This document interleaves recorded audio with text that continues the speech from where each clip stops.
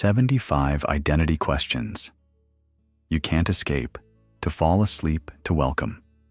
Tonight, we drift into a space not bound by time or noise, a place where identity dissolves and something deeper breathes.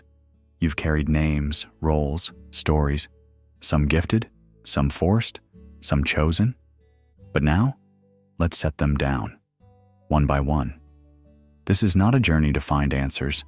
It is a soft unraveling, a quiet mirror, a chance to remember the self that doesn't speak in words, but waits in silence. Let the questions come. Let them settle in you like mist. You don't need to understand. Just listen and rest. Now we begin. The mirror that remembers. The night always knows how to listen.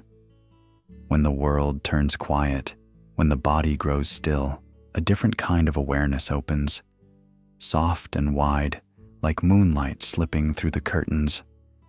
And in that moment, as sleep tiptoes closer, a question appears, unasked but felt. Who are you when no one is watching? A voice not spoken aloud, but murmured inside you, not demanding an answer, just gently knocking. And you realize, you don't quite know. Maybe you're the memory someone else has of you. A student once, a son, a partner, a stranger who smiled and held the elevator door. Or maybe you're what you remember about yourself. Your name, your habits, the music you like. But all of that feels borrowed, like clothing hung on a form you can't quite trace with your hands. There's this strange feeling that underneath the roles, something else lingers, something that doesn't age or need to be understood, like the part of you that watches the thoughts pass by, that sees without judging, that notices without needing to speak. One evening, in a laundromat, a man asked an old woman if the dryer she was using had already finished. She smiled. "I don't remember, but I always check twice. Machines forget too." It was a joke, of course, but something about it stayed with me. Machines forget. But what if mirrors didn't? What if your reflection wasn't just a reaction, but a memory itself, quietly holding pieces of who you've been? Not the surface version of you, not the label, but the one who was there through it all, the one who noticed your first heartbreak, the one who stayed up with you in worry, the one who knew when you lied to yourself and said nothing. Maybe your sense of identity isn't in the story others tell. Maybe it's not even in the one you tell yourself. Maybe it's in the one who listens to both, patiently, silently. You've seen this watcher before, not in the mirror, but when you caught your own eyes staring back and felt strange, not ashamed, not proud, just seen, as if the mirror remembered more than it showed. And for a brief second, you weren't the person in the reflection. You were the space behind the gaze. And if that's true, if your real self is the one who observes, then you're not your past, not your job, not even your thoughts. You are the one who watches thought itself. There's something terrifying about that, but also liberating. It means you can start again, not by erasing your history, but by loosening your grip on it, by recognizing that the story of who you are is not finished. It never was. One man once told me he started walking backward in the mornings. Not far, just a few steps. He said it reminded him that life isn't always forward motion, and that sometimes clarity comes when you stop trying to define the road ahead. Maybe we're not meant to cling so tightly to the person we believe we are. Maybe peace lives in this simple awareness. You are not what you remember. You are the one who remembers. And if that's true, then even as sleep begins to wrap its arms around you, there's no need to hold on. Let the story soften. Let the names fade. Let the mirror forget its shape, because what remains is you. still here, still watching, still listening. And now, let's walk gently through the glass, not into another version of you, but into the quiet between them, the space that doesn't reflect, only receives. The name that isn't yours. You were given a name before you understood the meaning of a single word. Before you even knew what sound was, it was already shaping you. This soft chain, this label spoken over your cradle and whispered into your dreams. A name, yours, but not chosen by you. Isn't that strange? In the beginning, it's just a sound. But over time, that sound becomes a mirror, a container, a boundary line between you and the rest of the world. People speak it and expect you to respond. Teachers call it out, friends chant it, strangers read it off forms. And so, slowly, you begin to believe it is who you are. But what is a name, really? It's not your memories. It's not your pain, nor your joy, nor the strange and shifting thoughts that pass through your mind at night. A name is a symbol, a way for others to access you, to package your presence into something manageable. It is a handle, not a home. One evening, as the sun dipped below the city skyline, a conversation unfolded between two friends sitting on a rooftop. "Do you ever feel like your name isn't really you?" one asked, eyes still on the sky. The other smiled. "All the time, especially when someone says it wrong, like they're calling to someone else. Does that bother you?" "Sometimes, but lately, I wonder if it's a gift, like being momentarily invisible, free. There's a strange dissonance when someone mispronounces your name or forgets it altogether. Part of you feels dismissed, like a vanishing. And yet another part breathes, as if unshackled from expectation, from the story others wrote about you just by speaking your name. What if, instead of fighting for recognition, we explored that quiet space just beyond the edge of language? What if your real self doesn't begin with the name given to you, but with the silence that came before it? To be nameless is not to be empty. It is to be uncontained, like the wind, which moves everything yet remains untouched. Your essence, your real being, lives in that nameless space, before language tried to fix you into form. A child has no need of a name to feel alive. The stars do not require titles to shine, so perhaps identity is not something that can be written or spoken. Perhaps it begins where words dissolve, where the mind no longer clings to sounds and something deeper rises to meet the silence. Let us now step behind that veil, behind the language, into the space where names fall away and what remains is simply presence. The memory that lies. There's a gentle rustle, like pages turning in a room with no one inside. A quiet thought drifts in. What if everything you remember didn't happen the way you think it did? Not because you're broken, but because the mind, ever so lovingly, edits. Memory is not a file we retrieve. It's a story we recreate. Every time you reach back, touching a childhood moment, a first heartbreak, the last words of someone you loved, you're painting over it. Not with deceit, but with longing, with fear, with need. A man once whispered this to a stranger while waiting in line at a dim train station. "I keep thinking about the moment I left home, but the more I tell it, the more I realize I might have left for reasons I've forgotten or invented." The stranger didn't respond, just nodded, slowly, as if hearing his own story echo back. Science calls this reconstructive memory. Each recollection alters the shape of the memory itself. A neuron here, a silence there. What was once vivid becomes vague. What was once vague sharpens with a fictional glow. You don't remember your past.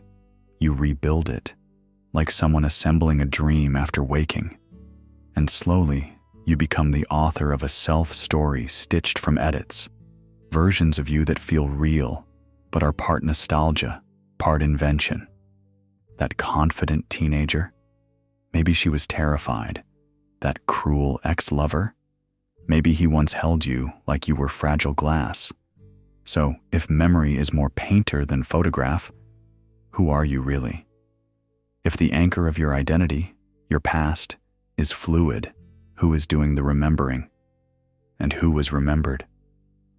A woman once looked at a faded photograph and said, almost to herself, I don't think that's me anymore, but I also don't know if it ever was. Her friend, stirring tea, replied without looking up, maybe we're all just old stories being told wrong, over and over, until we fall asleep. There's no need to panic. This isn't a betrayal of the self. It's a doorway. Because if the past can lie, it also means you're not chained to it. You're not fixed. You're fluid. Free. You can retell your story, or let it go completely. And that might be the truest version of you.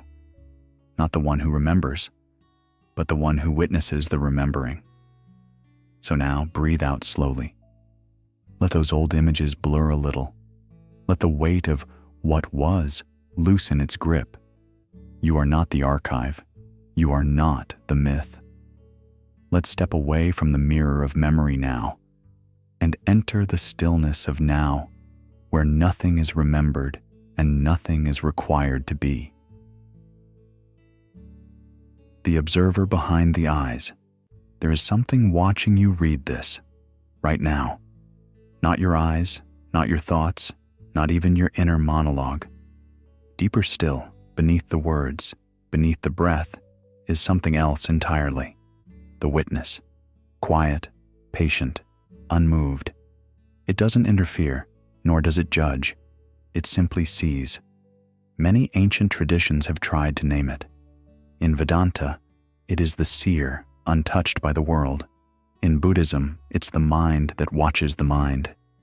In Western thought, it is the pure observer, the quiet presence behind your experience.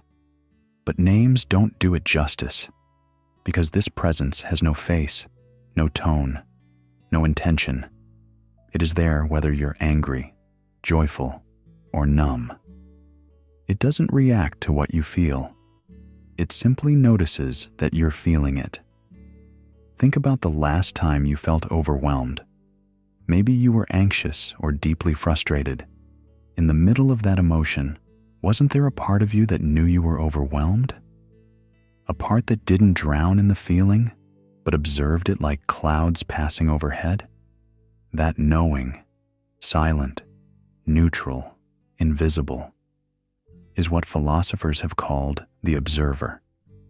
And yet, the observer isn't something you do. You don't activate it like flicking a light switch. It's more like background music you didn't realize was playing until the room went quiet. It was always there, watching, listening, waiting. But here's the twist.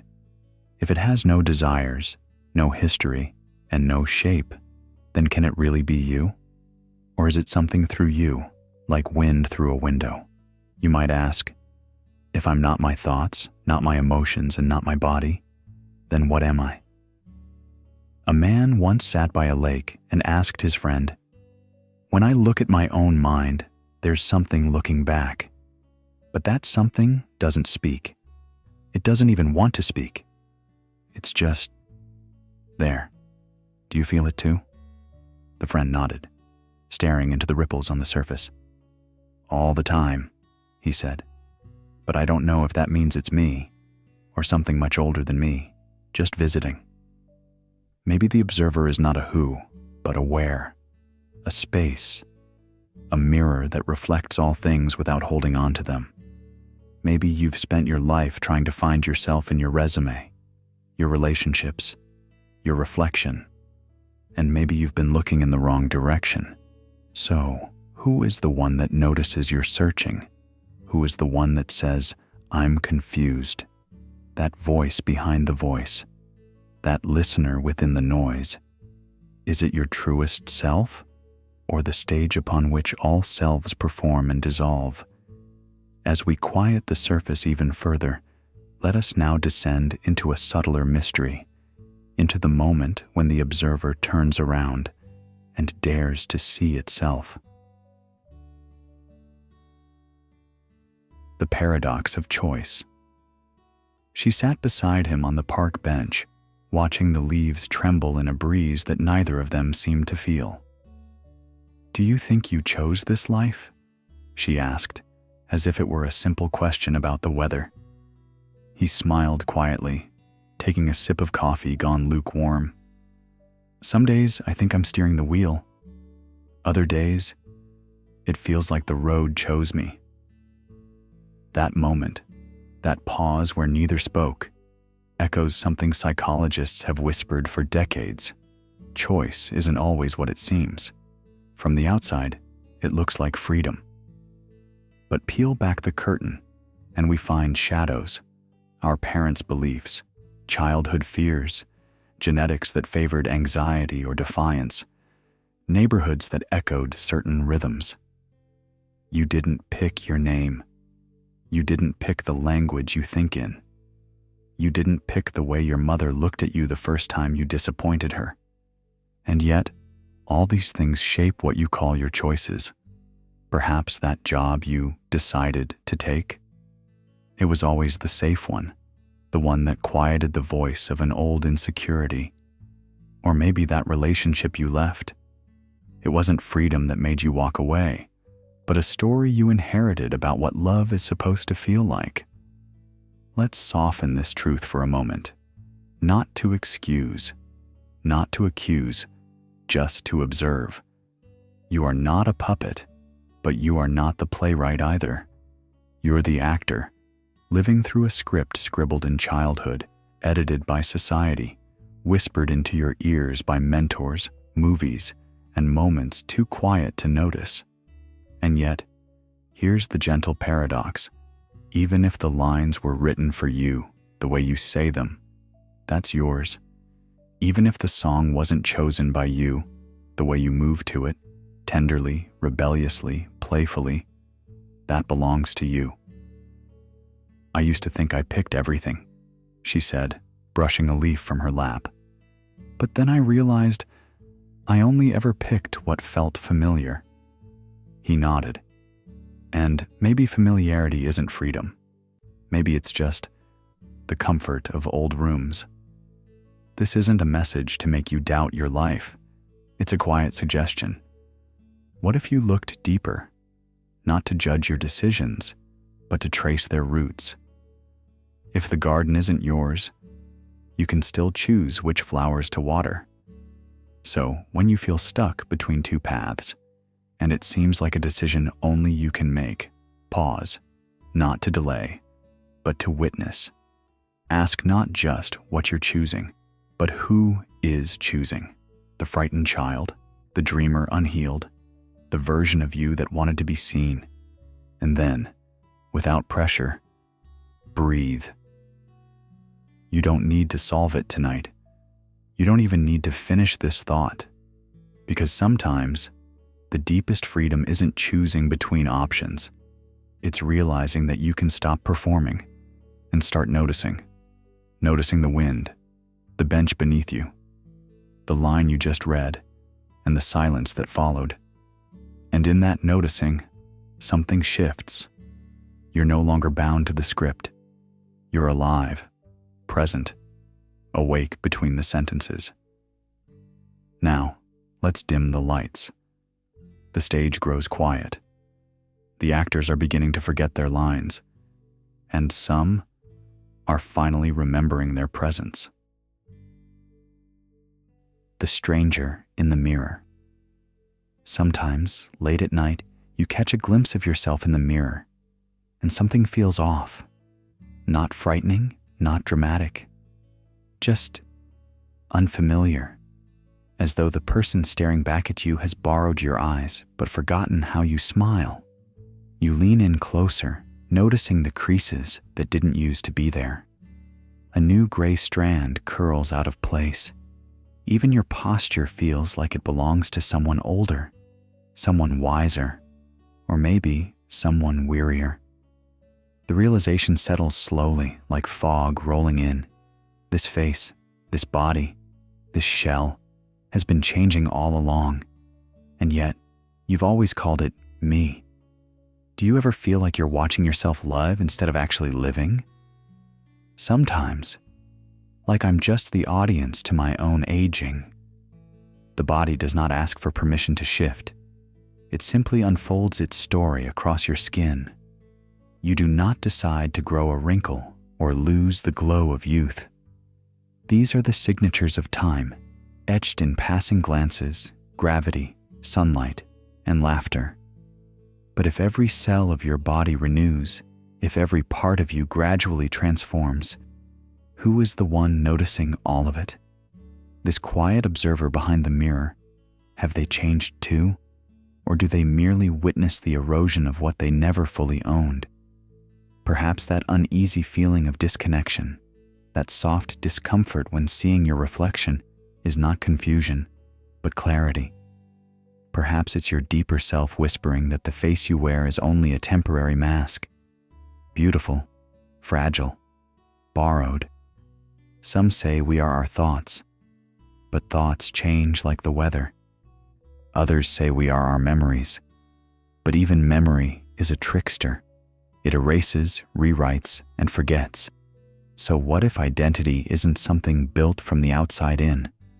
What if it's not a statue we carve and maintain, but a rhythm we move to? A song we forget is playing until we fall still enough to hear it again? Do you think we're the same person we were 10 years ago? Number. But I think the one who asks the question is the same. Maybe that's what aging reveals, not a decay of the self, but the peeling back of layers that were never truly you. Not vanity, not strength, not even the name you answer to. Beneath all of it is something quieter, not fixed, not graspable, but present, like music you don't remember learning to love, yet hum without thinking. So the next time you catch your reflection and feel like a stranger is looking back, pause, smile gently, not because you recognize the face, but because something deeper still recognizes the gaze that has been watching all along without ever needing to be seen. Let's now listen for that quiet music, the one playing behind your roles. The roles we wear. You open the door to another day, and without thinking, you step into costume. Perhaps it's the steady voice of a leader, the patience of a parent, the clever mask of humor among friends. Each setting seems to call for someone you must become. But then, late at night, when no one's asking anything of you, who remains? A couple sits quietly at a bus stop under the dim halo of a streetlight. One of them breaks the silence. Do you ever feel like you're just acting all day? The other replies with a half smile. Only when I forget who I'm acting for. We're taught that to belong, we must perform. We learn the lines early. Be a good student, be a good sibling, be professional, be polite. And we do it so well that sometimes even we start believing in the act. The applause becomes addictive, but applause always fades, and curtains always fall. So what happens when a role is taken from you? A man retires, the tie comes off, the meetings end, and suddenly he's not the boss anymore. A woman's children move out, the kitchen quiets. The identity of mother feels distant, though the love remains. These moments don't scream, they whisper. And in that whisper is the question, were you the role, or were you simply in it? Sometimes losing a role feels like losing a limb, but what if it's more like taking off a tight shoe? Real identity is not in the character, but the consciousness behind the performance. the self that notices the act without needing to be consumed by it. You are not just the mask. You are the one choosing when to wear it and when to let it go. In a small cafe near closing time, someone taps their spoon thoughtfully. You ever think, they ask the stranger across from them, if we stopped performing, maybe we'd still be understood?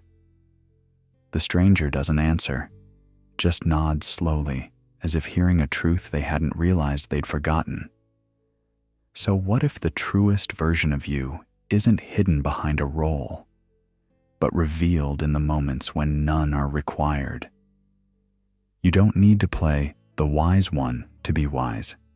You don't have to be the strong one to survive.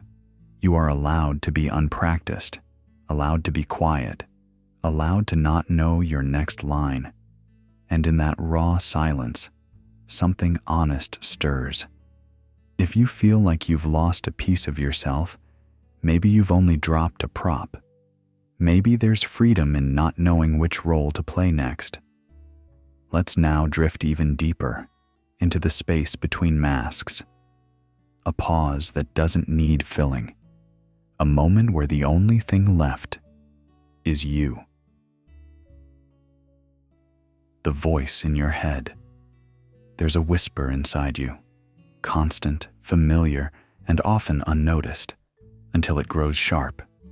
It narrates your morning as you pour coffee.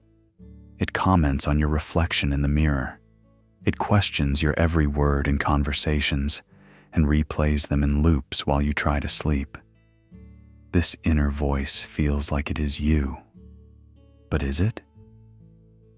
Do you ever wonder, she asked, her tone casual as they sat watching dusk soften the skyline, why your own thoughts sometimes sound like someone else? He glanced at her, quiet for a beat. Like my dad, when I mess something up. Exactly. She nodded. Sometimes mine sounds like my third-grade teacher, always rushing, always judging. This voice, the ever-running commentary, shifts forms. At times, it's kind and reassuring.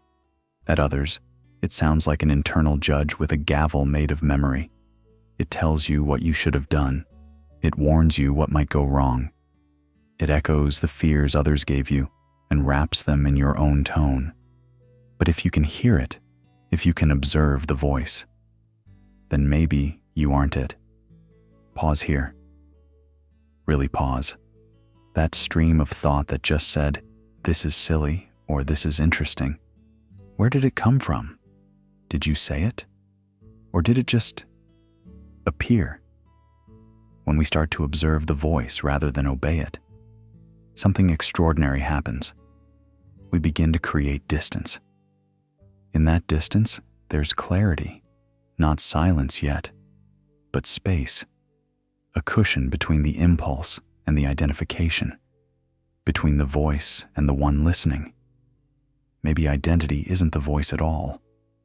Maybe it's the space in which the voice echoes, the quiet room behind the noise. And what does that space feel like? He asked her softly. So if I'm not the voice, what am I? She smiled, closing her eyes for a moment. Maybe you're the stillness that hears it, the witness, the breath between sentences. For a moment, neither spoke. The wind brushed through the leaves above them, like someone flipping the pages of a book no one had written yet. The voice didn't vanish, but it softened. Its grip loosened. It became just another sound in the symphony of passing thoughts. You are not your inner critic. You are not the recycled dialogues from your past. You are not the anxious rehearsals of tomorrow. You are the awareness that sees them all come and go. A gentle space of presence where even the loudest voice must bow to silence eventually. So now, let us drift further, past the voice, into the stillness that cradles it, into that quiet place where awareness waits, calm, unshaken, before the next thought returns. The echo of culture. There's a moment, often unnoticed, when a phrase slips from your mouth and you pause. It's not your voice that surprises you, but the origin of the thought. You've heard it before, from a parent, a teacher, a television show from childhood. It echoes with the weight of familiarity, yet it does not feel fully yours. Culture has a way of nesting inside us like old songs we never meant to memorize. A woman sits quietly on a train, watching her reflection in the window. Her eyes catch a flicker of discontent as a child misbehaves nearby. She almost scolds, not out loud, but internally. Then the thought lands, "Who taught me that was wrong?" The discomfort wasn't born from her spirit, it was inherited. In that pause, she doesn't speak. She simply watches the thought drift by, like steam dissolving against glass. Culture enters quietly. It doesn't knock. It weaves itself into lullabies, into compliments and warnings, into how we sit and what we find funny. As infants, we have no filter.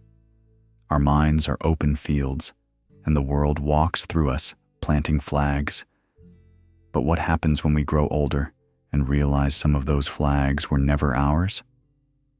A friend once told me he always said sorry when someone bumped into him.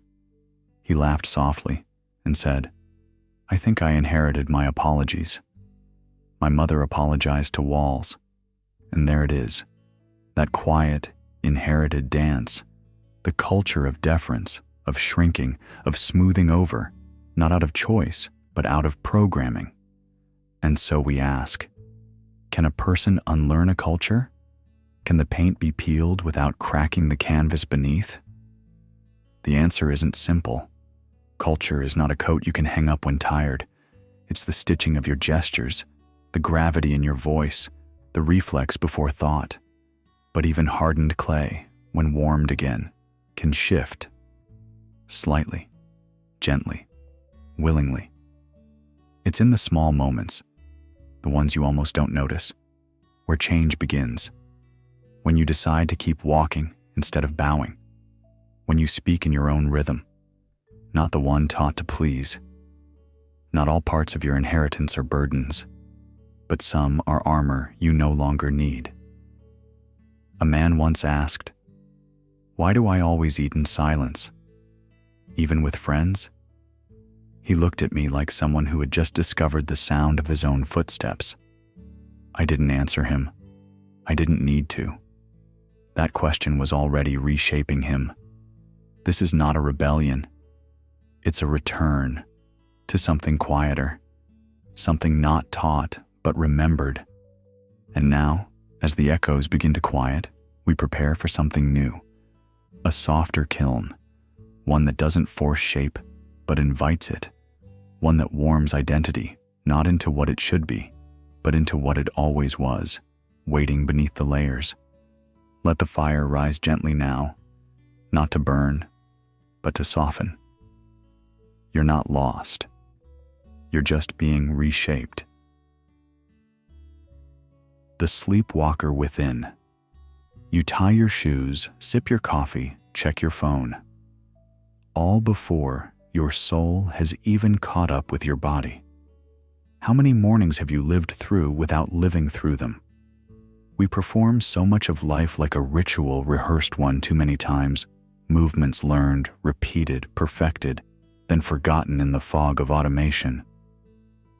We become like background characters in our own lives, sleepwalking in plain sight. One afternoon, between 2 sips of lukewarm tea, you suddenly pause. And in that pause, something almost uncomfortable settles in. A strange flicker, like the lights in a room you didn't realize were dim until someone turned them up. You become aware of your own breathing, the texture of your chair, the weight of your thoughts, and for a moment, you wake up inside the dream you've been calling real life. "I think I've been on autopilot all day," one person murmurs over a quiet dinner. "You too?" the other replies, half laughing, half wondering. I got to the office and couldn't remember the drive. They stare at each other, not in fear, but in recognition, as if they've just caught a glimpse of their reflections in a mirror they forgot was there. This sleepwalking isn't laziness, it's survival. The mind is brilliant at efficiency. It learns how to fold shirts, brush teeth, smile politely, nod in meetings. But in its brilliance, it also blinds us. We don't choose to forget life's texture. It just slowly fades beneath the noise, until we no longer see the tree outside our window. We just register it as tree. But those moments, the ones where awareness returns, feel like stepping out of a tunnel and into sunlight. Everything sharpens. The air tastes different. The voice in your head softens. You feel once again like the one behind the wheel. And here lies the deeper question. If we can sleep through our own lives, what else have we been missing? Relationships, emotions, the quiet ache of meaning? Maybe the real danger isn't physical sleep, but soul sleep. The kind where your body moves, but your essence remains untouched, unengaged. Waking up, then, is not about seeing more of the world. It's about seeing it differently. A crack in the routine, a new angle on the familiar, a reintroduction to your own breath, your own hands, your own life. So now, as if stirring from a deep slumber, let us rise gently, not in alarm, but in curiosity, not to do more, but to feel more. Like eyes adjusting to dawn, let us begin again by looking inward. The inherited self. There is a quiet kind of memory that lives in your muscles before you have a name for it, a way of sitting, a tone of voice, a shadow of belief that never quite felt like yours, but you carried it anyway, like a coat handed to you at birth, still warm from another's body. You wore it because it was what was given, and when you looked in the mirror, you thought the reflection was your own, not knowing the tailoring belonged to someone else. I don't even know why I react that way, she said softly, her voice barely louder than the hum of the refrigerator behind her. He leaned back in his chair. Maybe it's not your reaction. Maybe it's your father's, just passed down like old furniture. That silence that followed wasn't awkward. It was recognition, a shared pause between two people realizing they've been living inside someone else's blueprint. We inherit more than genes. We inherit sentences, rules about who we're allowed to be, phrases like, boys don't cry, or good girls don't argue. And so we carry these phrases like sacred texts, long after we've forgotten who wrote them. A child told to sit still, a teenager taught to smile politely, an adult encouraged to blend in, all tracing the same calligraphy passed through generations. But what if your thoughts have fingerprints that aren't yours? You grow up with a religion before you understand doubt. You vote before you understand policy. You believe in love the way a storybook taught you, not the way it breaks or rebuilds you. So much of identity is stitched from materials you never chose. And then, one day, something shifts. A question, perhaps. A refusal. A hesitation. Maybe it happens in the smallest of moments. Someone says something cruel, and you don't laugh, even though everyone else does. And suddenly, you feel like the room is wearing a mask you never agreed to. Or maybe you start noticing how certain values feel tight around the chest, like clothes a size too small. Still wearable, but suffocating in silence. Do you still go to church with your family?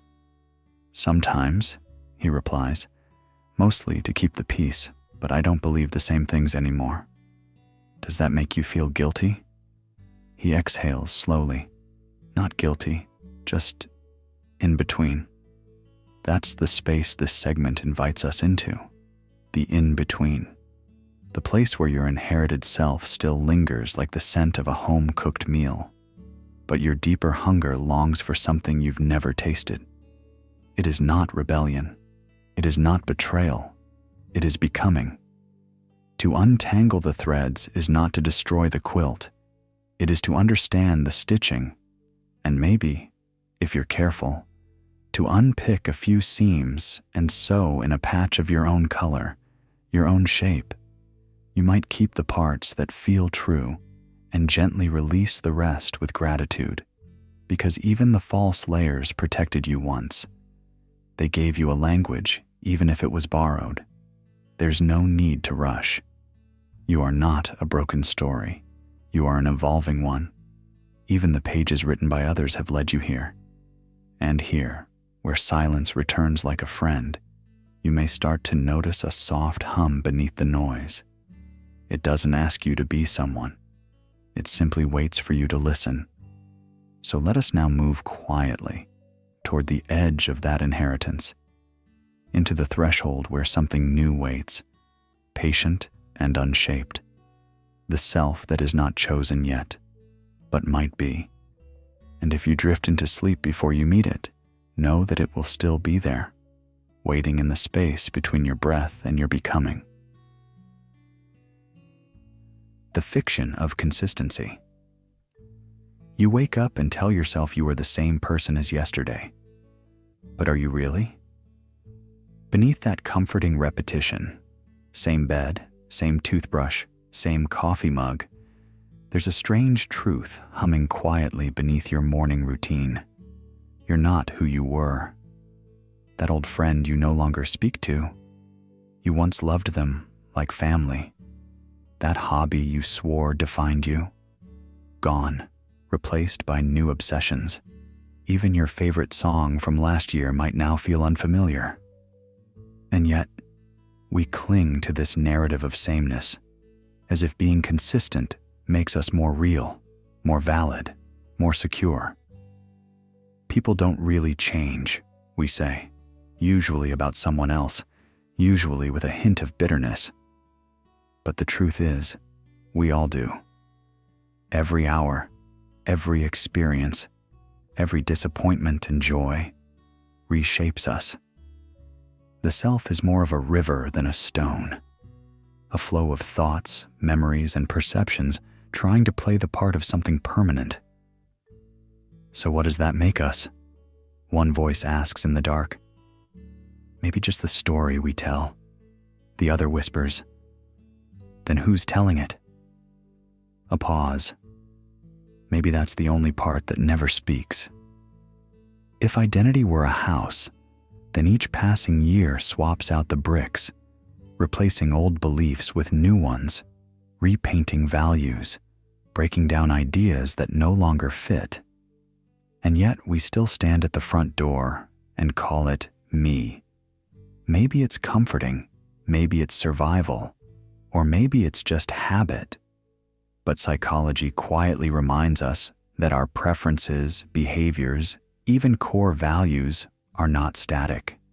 Studies have shown that people often underestimate how much they will change in the next 10 years. We act like we've reached our final form, unaware that future versions of ourselves are waiting with different needs, different wounds, different wisdom. It's not a flaw, it's a feature of being human. Still, we resist. We struggle when others change, when a loved one evolves in ways we didn't expect. We even mourn our own growth sometimes, feeling betrayed by the version of ourselves that once made promises we no longer understand. But what if this isn't a betrayal at all? What if the illusion of consistency is just a mask we wear to navigate a chaotic world? A soft lie we tell ourselves so we can function, love, and build routines. And if so, what would happen if we let go of that mask, just for a moment? Would it be frightening or freeing? Maybe, beneath it all, we aren't a single story. Maybe we are the act of storytelling itself. the fluid witness of all our phases and faces. So now, let's rest in that soft unraveling. Let's watch the story rewrite itself again without needing it to match what came before. Let's sit with the quiet truth of change. The mask that smiles. There is a certain comfort in being liked, in knowing which smile to offer, which joke to tell, which silence to keep. Over time, these gestures become habits, polished and rehearsed like lines in a play, and maybe that's how it starts. You walk out each morning wearing just a little more of the character than the day before, until one afternoon, you're no longer sure whether the laugh was yours or just well-practiced timing. "Have you always been this confident?" she asked him softly, half curious, half testing. He paused, eyes catching hers like a secret midair. "No," he said, "but people seem to like me better when I pretended to be." That kind of mask. It's not made of paint or plastic. It's woven from compliments, from being rewarded for suppressing the messy parts, the unsure parts, the soft ones. It's the performance of having it all together, even when you're unraveling beneath your perfectly curated calm. But here's the strange part. Sometimes, you don't even notice when the mask starts smiling without you. It grins at someone's joke you don't find funny. It nods in agreement to things your chest aches to reject, and you become the echo of a version of yourself built for applause, until one evening, you take it off, gently, bravely, not in rebellion, but in fatigue, and someone walks away, not dramatically, not cruelly, just disinterested. You watch their back shrink into the distance, and a quiet thought stirs. Was it love that left, or only the illusion of it? And maybe that's when you begin to understand that masks may gain you company, but not connection. That being understood can't happen unless something true is offered. And that the kind of love worth keeping is the one that sees your bare skin and still lingers. Awkward silences, chipped edges, and all. "I told him how anxious I get at parties," she whispered. "And did he stay?"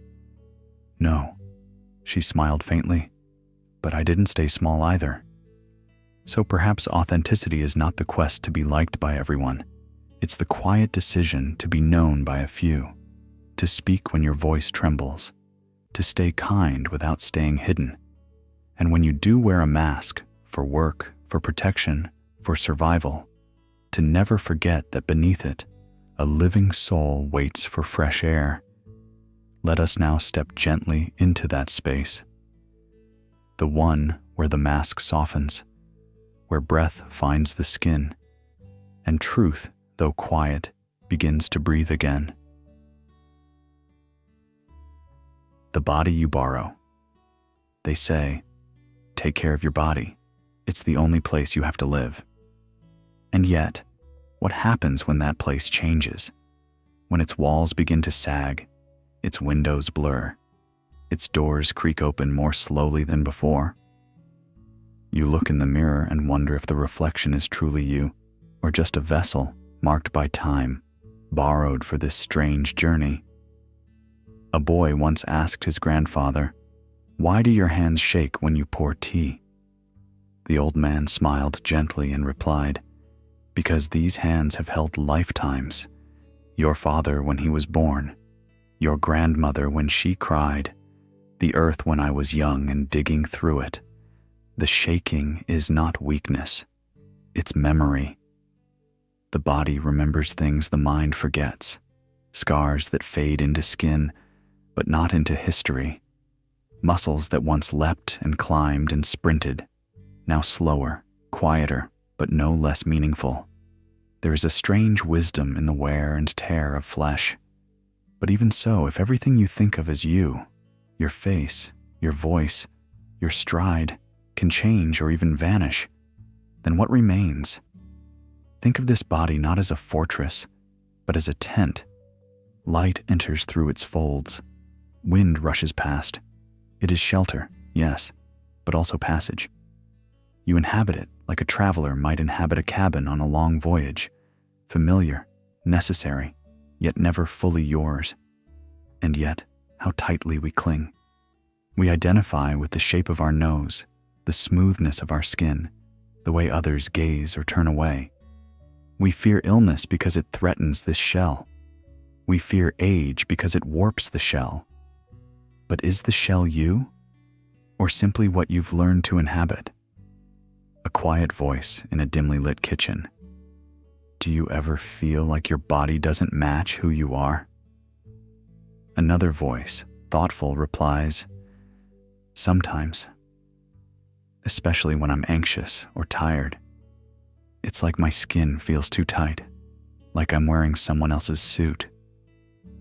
The first smiles softly. Maybe we're all just visitors in these suits, trying to make them fit. That thought lingers. What if identity is not what is worn, but how it's worn? Not in the face you show, but in how your presence moves through the world, how your laughter fills a room, how your silence makes others pause, how your eyes rest kindly on a stranger. To borrow a body is not to pretend. It's to accept the delicate agreement between matter and moment, between what ages and what remains aware. You are not the muscle. You are not the wrinkle. You are the awareness that watches both come and go. And now, in this stillness, we prepare to go deeper, not just under the skin, but into the place where sensation and soul collide, where every heartbeat is not a countdown, but a whisper of something beyond flesh.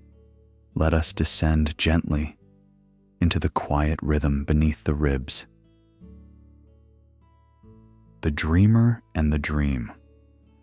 Sometimes late at night, when the world softens into a hush and the walls between thoughts grow thin, you might find yourself wondering, am I awake or simply dreaming that I am? A streetlight flickers, a dog barks in the distance, the ticking of the clock slows, and your breath becomes the only rhythm you trust. In moments like these, the world feels almost flexible, as if one tug at the edge of reality might unravel the whole thing. Is it weird? Someone once whispered to a friend on a park bench, that sometimes I think I'm a character in someone else's dream? Their friend paused, watched a leaf fall, then answered, only if that dream doesn't let you pick your own ending. Throughout history, philosophers have asked whether the world we call real is simply another layer of illusion, more stable than sleep, but no more absolute. Lucid dreamers speak of skies that shift color with thought, of cities blooming from desire, of time obeying emotion rather than physics. And yet, in those moments, they feel just as alive, just as certain. So what makes waking life realer? Is it the shared agreement of others? The consistency of gravity? Or simply that it hurts when we fall? Maybe the boundary between dream and waking isn't a line. It's a mirror. A surface we press against, fogged by breath, unable to see clearly who's on the other side. And if that's the case, then the question becomes less, what is real? And more, who is dreaming? A barista hands over a warm drink with a tired smile and says, we're all just trying to stay awake long enough to remember what matters. And yet, if the dream teaches us something, if it stirs feeling, reveals fear, inspires change, was it ever less real than waking? Here's a thought that drifts in like a breeze under the door. What if this entire life is a lucid moment inside something vast and unknowable? What if we are not just the dreamers, but the dreams themselves, flickering inside the mind of something greater? A child tugs at their parent's sleeve and asks, how do we know the sky is really blue?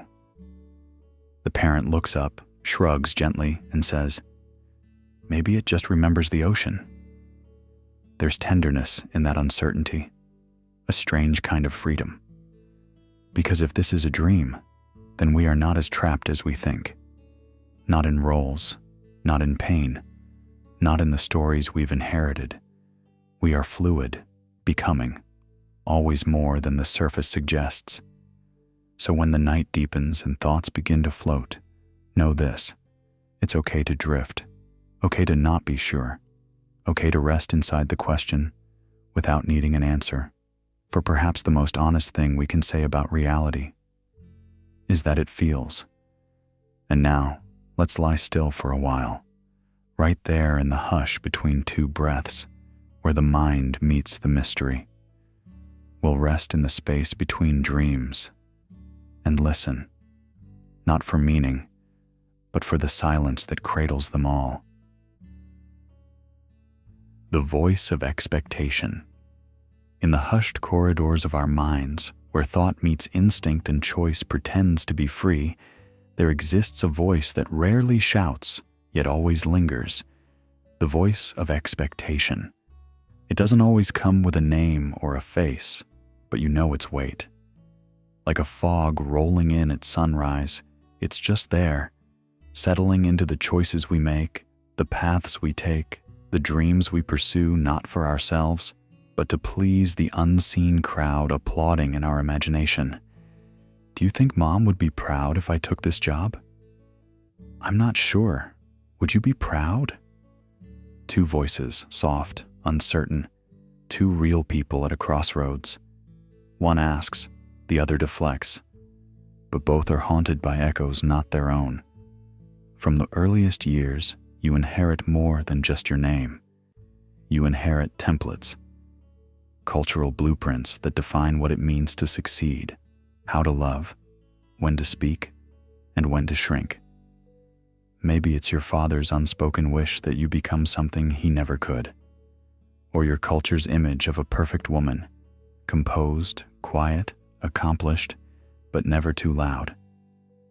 The expectations are passed down like heirlooms, but we wear them like masks, sometimes so long we forget we ever had a face beneath them. We chase careers because that's what stability looks like. We enter relationships because that's what good people do. We delay dreams because it's not realistic. All the while, the real self waits at a bus stop you passed years ago, still holding the map to a destination only you ever cared about. What if your whole life was designed as a performance for an audience that never actually paid attention? What if you've spent decades fine-tuning a role no one remembers asking you to play? The tragedy isn't that we follow these expectations.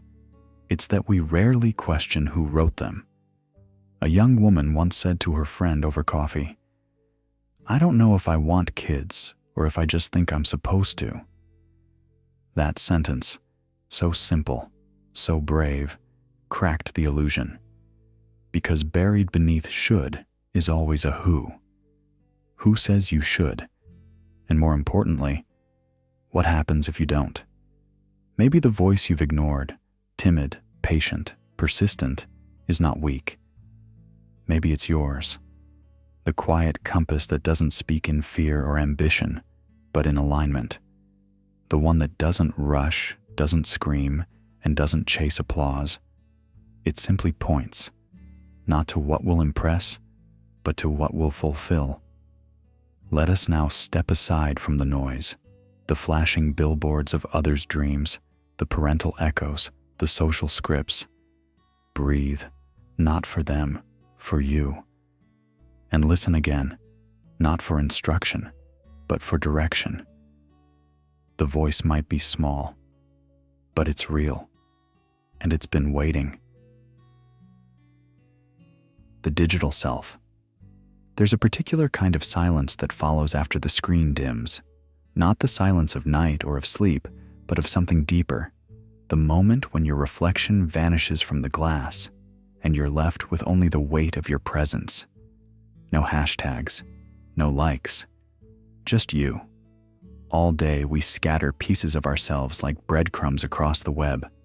A smile in one photo, a clever caption beneath another. We announce small victories and showcase curated joy. But when was the last time you shared a moment of nothing? Not sadness, not anger, just stillness. And in this mosaic of filters and frames, something peculiar happens. The version of us out there starts to feel more polished than the one sitting here in this room. The digital self smiles on cue. It never stutters. It never frowns without purpose. It is sculpted light, always prepared for the next scroll. Do you ever feel like the version of you online is living a more interesting life than the one you're actually living? A quiet question, asked over 2 steaming mugs late in the evening. Sometimes, the reply comes, slow and honest. It's like watching yourself star in a movie you barely remember making.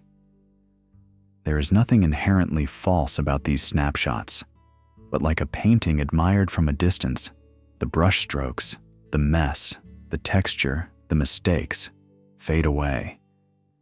We forget that the raw canvas is what gave the painting depth to begin with, and over time, the performance becomes familiar. We pose without thinking. We word things to fit trends. We smile for someone else's screen, not our own reflection. The moment we sense a bit of loneliness, we reach for the device, not to connect, but to appear connected. A friend once said they felt lonelier in a comment section than in a room full of strangers, because at least with strangers, there's a chance someone will see the real you. Online, it's easy to become noise.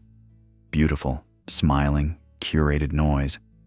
But what if the real miracle isn't in being seen, but in being known, unfiltered, unstyled, unscored? A man once walked into a cafe, sat down next to a stranger, and instead of pulling out his phone, he said, "I don't know why, but today I just want to feel like I exist," without posting about it. The stranger smiled, not because it was profound, but because it was real. And realness, in this age of echo, is its own quiet revolution. You don't have to renounce technology to find yourself again. Just step outside the glow once in a while. Let the self that isn't uploaded take the wheel. Let silence become a friend again, not something to escape, but something to return to. Your digital self may gather hearts, but your true self, messy, uncertain, alive, is the one that beats. So let's log off together, gently. No dramatic exit, just a quiet fading of the feed. Let the scrolling slow, let the breath deepen, and let's rediscover the version of you that doesn't need a filter to feel worth remembering. Now, breathe and drift. You're not missing out. You're tuning in. The Unlived Lives. There are nights when silence feels like a crowd, not of people, but of possibilities. You lie there, eyes half shut, and suddenly you feel them, shadows of the versions you could have been. A dancer in Barcelona, a mountain monk with no name, a father who stayed, a dreamer who left. They don't speak, but they're there, whispering softly through your memory, each one a quiet ripple of a road not taken. Do you ever wonder who you'd be if you hadn't played it safe? All the time. Sometimes I think I'd be braver, or maybe just lonelier in a different way. Every choice we make is a small act of burial. We lay to rest all the paths we didn't walk, and yet somehow they live on, in our thoughts, in our late-night musings, in the ache that surfaces when we say, "I almost," or "I once thought about." We are haunted not just by our mistakes, but by our maybes. And maybe that's okay, because these ghosts of the unlived life do not only haunt, they illuminate.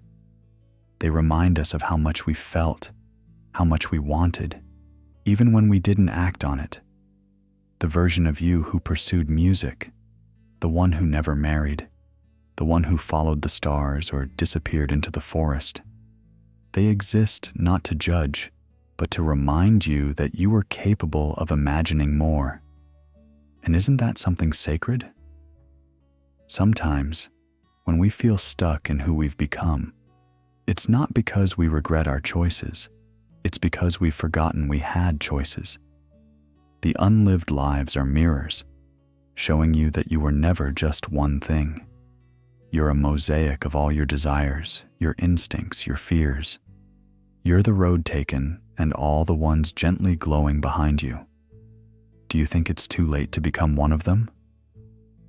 Maybe not all the way, but maybe part of them is already in you, waiting.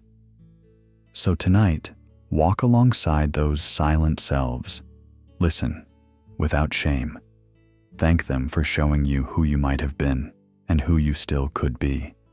Because identity isn't a line, it's a constellation. And some stars only shine when the night is quiet enough to hear what was never said. Let us now step gently forward, hand in hand with our ghosts, toward the next unfolding dream. The fear of emptiness. A quiet hallway, fluorescent lights humming above. Someone stands still beside the elevator, clutching a worn folder. On its cover, just a name, a position, a number, and you hear it whispered in passing.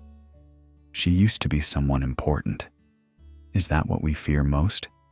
To no longer be someone? We build ourselves from layers, job titles, social roles, degrees, accomplishments. Like coats we wear too long, even when the seasons change.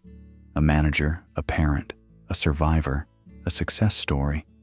But when these labels fall away, when the room grows quiet, when no one is watching, what remains? There's a pause in the mind then, a stillness many avoid. It echoes like the silence after applause. What if? Someone once asked across a kitchen table. What if there's nothing underneath?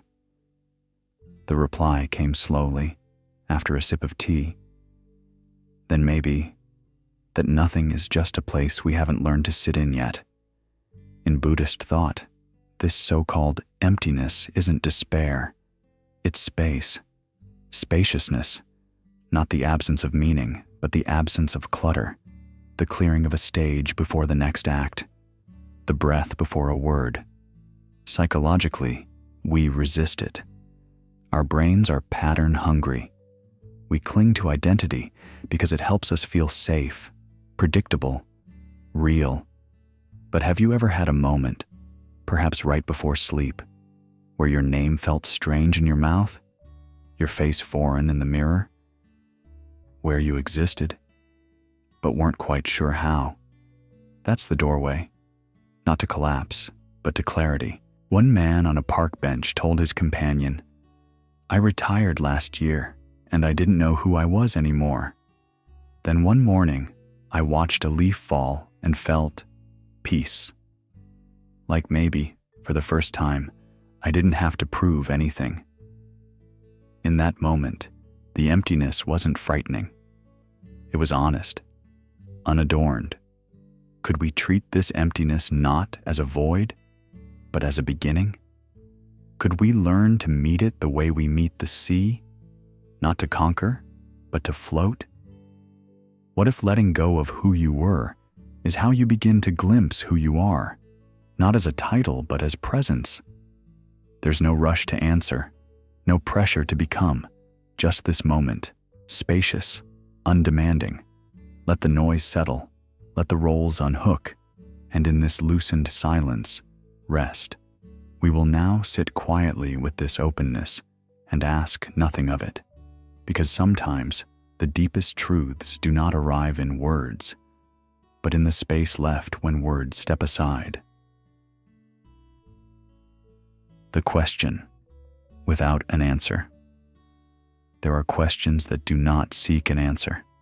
They are not traps to escape or riddles to conquer, but soft lanterns flickering in the wind of your awareness. You don't chase them. You sit near them. You listen, not to resolve, but to remember something wordless, something deeper than understanding. Have you ever held a question so long it became a part of you?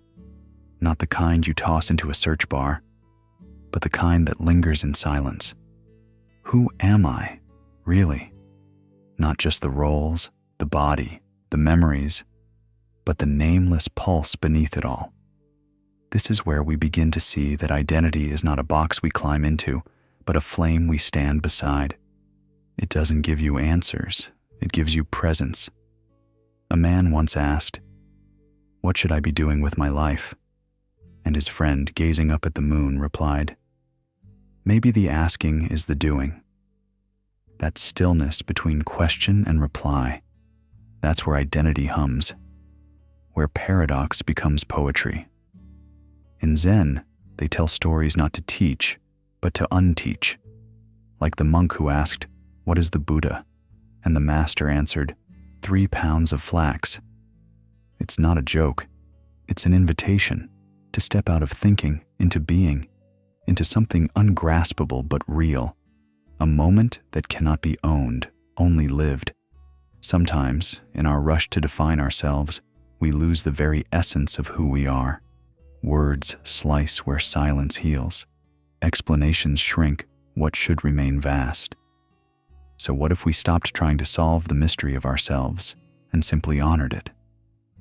In a quiet cafe, 2 friends sit, not speaking. One finally says, "Do you ever wonder if we're more than what we think?" The other stirs her coffee, smiles faintly, and says, "Sometimes I think we're not meant to think so much." They share a laugh, not to end the question, but to soften its edges. That moment is presence, not knowing, but being. So if you've been chasing answers, pause, breathe. Let the questions walk beside you like old friends. Let them guide you not to certainty, but to aliveness. You are not a solved equation. You are a sky still unfolding. And now, let us breathe into that space, into the warmth of the unspeakable. Let the question burn, not as confusion, but as a quiet light, carried with you into the dark, not to banish it, but to make it sacred. The silence between thoughts. A thought ends, another begins, but in between, there's a pause, not the silence of emptiness, but a silence that feels alive, like a room that's just been left, still holding the echo of presence. What lives there, in that gap? For most of us, the mind is a non-stop storyteller. One thought chases the next like waves on a restless sea. What to cook tomorrow? Why they didn't call back? Whether you locked the door? Thoughts parade through us, wearing the mask of importance. But have you ever caught the moment when one ends and nothing immediately follows? It's strange, isn't it? That something so quiet can feel so full. You might notice it when the bus pulls away and leaves you standing alone, or when someone stops mid-sentence and doesn't finish. The pause is more than absence. It's presence, a kind that doesn't ask for attention. It simply is. 2 people sit on a bench outside a quiet museum. One speaks softly. "Do you ever stop thinking?" The other looks up at the sky. "Not really, but sometimes I realize I haven't thought in a few seconds, and it feels like something in me did notice." That's the oddity. If you can notice your thoughts, then who is the one noticing? When the thoughts rest, what remains awake? Some traditions call that awareness your true self. Not the thinker, but the one who watches the thinking. Not the voice in your head, but the quiet room it echoes in. You don't need to force it. It's always been there, behind the noise, beneath the chatter. In the same way the stars are always present, even during the day, hidden only by light. We too are hidden from ourselves by thought. The mind shines so brightly with plans, opinions, names. But in the space between one flicker and the next, you might glimpse the sky behind it all. Someone at the cafe drops a spoon. You flinch. Then, quiet. A second later, you realize you were elsewhere. Not thinking, not analyzing, just there. Maybe the truth of who we are is not a story to hold, but a moment to be held by. And in those moments, your heartbeat slows, your breath deepens, your muscles finally exhale the stories they've been clenching all day. You're not chasing the next idea. You're not revisiting the last mistake. You're simply here. For a moment, you're not the actor. You're the stage. There's a gentleness in not needing to perform, a peace in not needing to label. And maybe that's the point. Maybe the self doesn't live in the words we repeat, but in the quiet that holds all words. So when thoughts drift in again, as they will, there's no need to resist. Let them come. Let them go. Like birds across a wide, quiet sky. What matters isn't the wings flapping overhead, but the sky that remains. Let us now settle even deeper into that quiet space, not to define it, but to rest in it. The next thought can wait. The next question will come. But for now, listen, not to the noise, but to the silence between. Let it hold you. Let it reveal you. And if you fall asleep in its arms, know that you've returned not to absence, but to presence itself. The mirror of other people. Somewhere between who we are and who we appear to be, there lies a subtle echo, a face shaped not by bone or blood, but by reflection. From childhood, we learn to read ourselves through the eyes of others. Praise makes us stand taller. Criticism makes us shrink. A smile becomes permission. A frown, a silent command. And without realizing it, we begin to wear the expectations of others like layers of clothing we never chose. Do you think people really see us for who we are?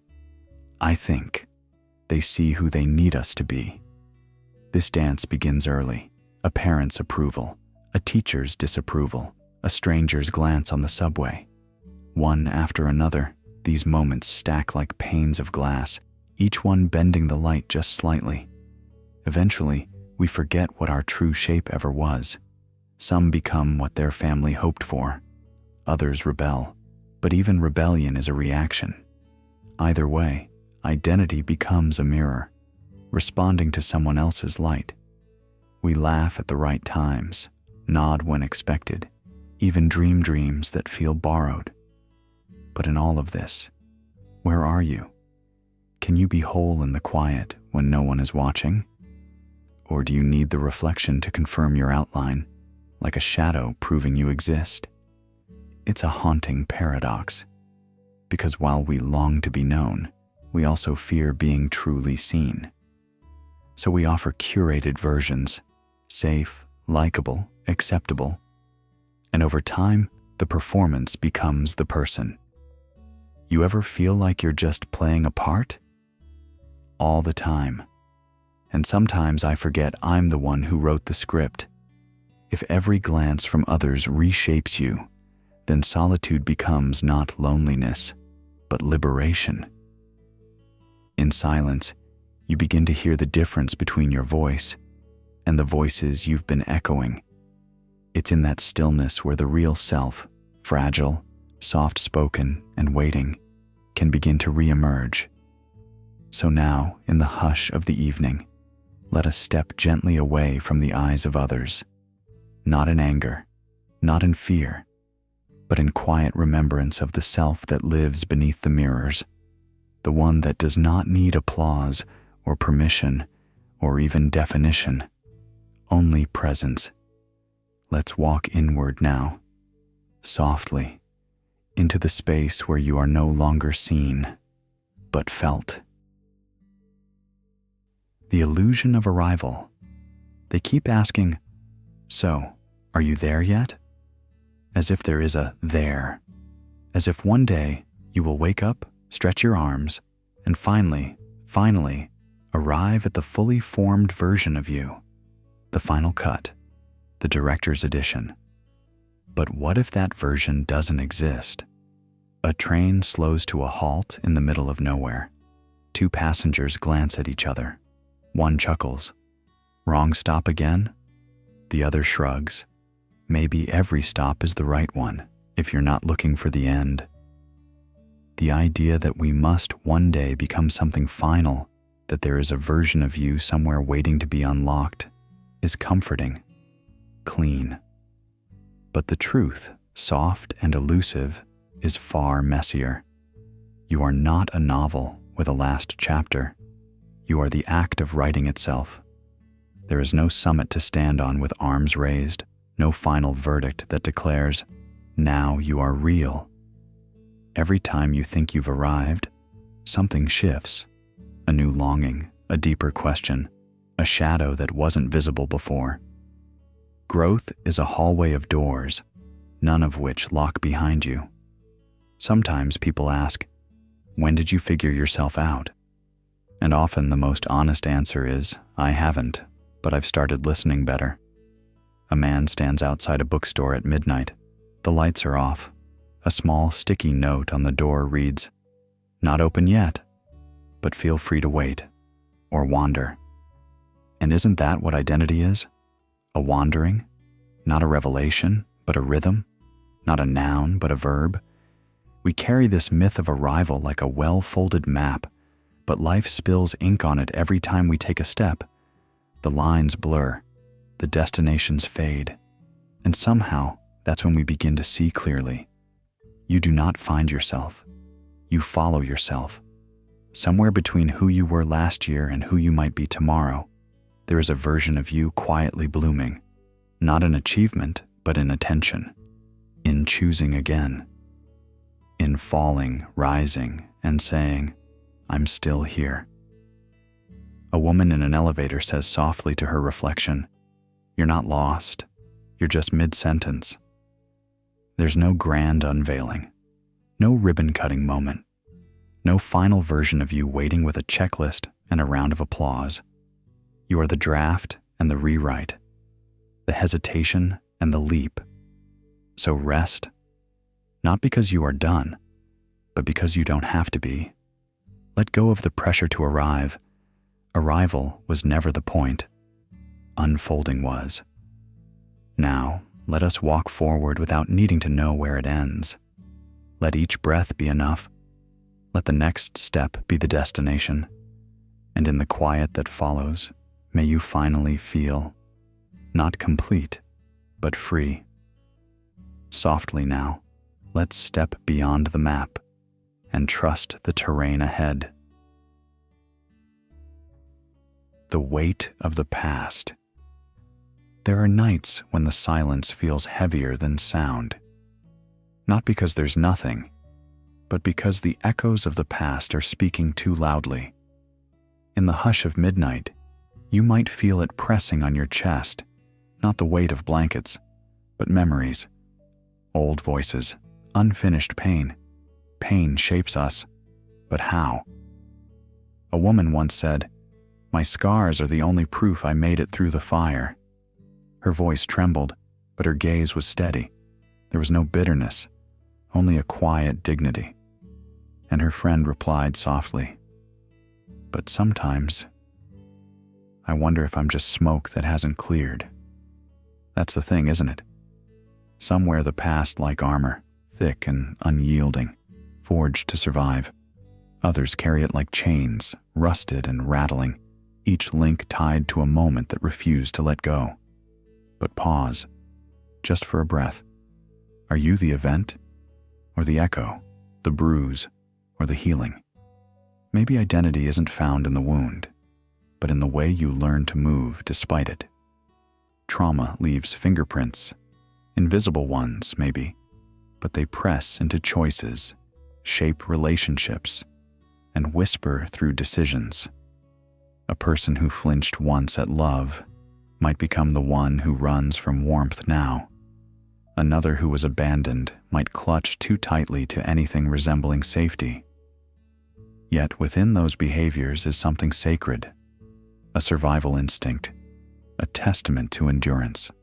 Still, the question returns like a tide. Is your identity your history or your response to it? Imagine a tree scarred by a storm. Its bark may be torn, its branches twisted, but it still reaches for the sun. The storm is not who it is. It is the reason its roots went deeper. So maybe you too are not your storms, not your breaking. You are how you root, how you rise. A voice, soft and wondering, asked in the stillness, "Do you think I'm broken?" And another answered with a warmth that cut through the dark, "No, I think you were tempered. Being broken doesn't mean being fragile. A clay pot shatters, but steel, it bends and burns before it breaks, and even then, it reshapes. Forging is violent, loud. But afterward, what remains is stronger. You are not a delicate thing that cracked. You are a blade, reforged. The past is not a mirror. It's a landscape. You can build a home there, or you can take what you've learned and walk on. The pain may visit, but it doesn't own you. Perhaps the most honest identity is not in the memory, but in the decision to grow from it. Your story didn't end in the chapter where you were hurt. That was the soil, the dark, damp ground where something new begins. What blooms from pain is not always sorrow. Sometimes it's gentleness, sometimes it's wisdom. Sometimes it's the fierce, quiet strength to say, "I survived, and I choose joy anyway." So now let's rise from that soil. Let the dirt fall from your hands. The past was real, yes, but what blooms from it is entirely up to you. The shadow you hide. In the quiet stillness of this moment, something stirs just beyond the reach of our conscious breath, a shape we pretend not to see, a feeling we name as someone else's, and yet it lingers, persistent, not outside us, but within. Beneath the polished surface of identity lies what Carl Jung called the shadow, a soft, persistent echo of the parts of ourselves we've exiled, not because they were monstrous, but because they were misunderstood, not because they were wrong, but because they were unwelcome. Do you ever get the feeling, a voice begins in the darkened room, that there's a version of you always watching from the corner? The reply is slow, but warm. Not watching, waiting, like it's holding its breath for me to finally turn around. We repress anger because we were told it's ugly. We silence jealousy because it embarrasses us. We deny desire because we fear its fire. But what if those emotions weren't meant to be banished, but understood?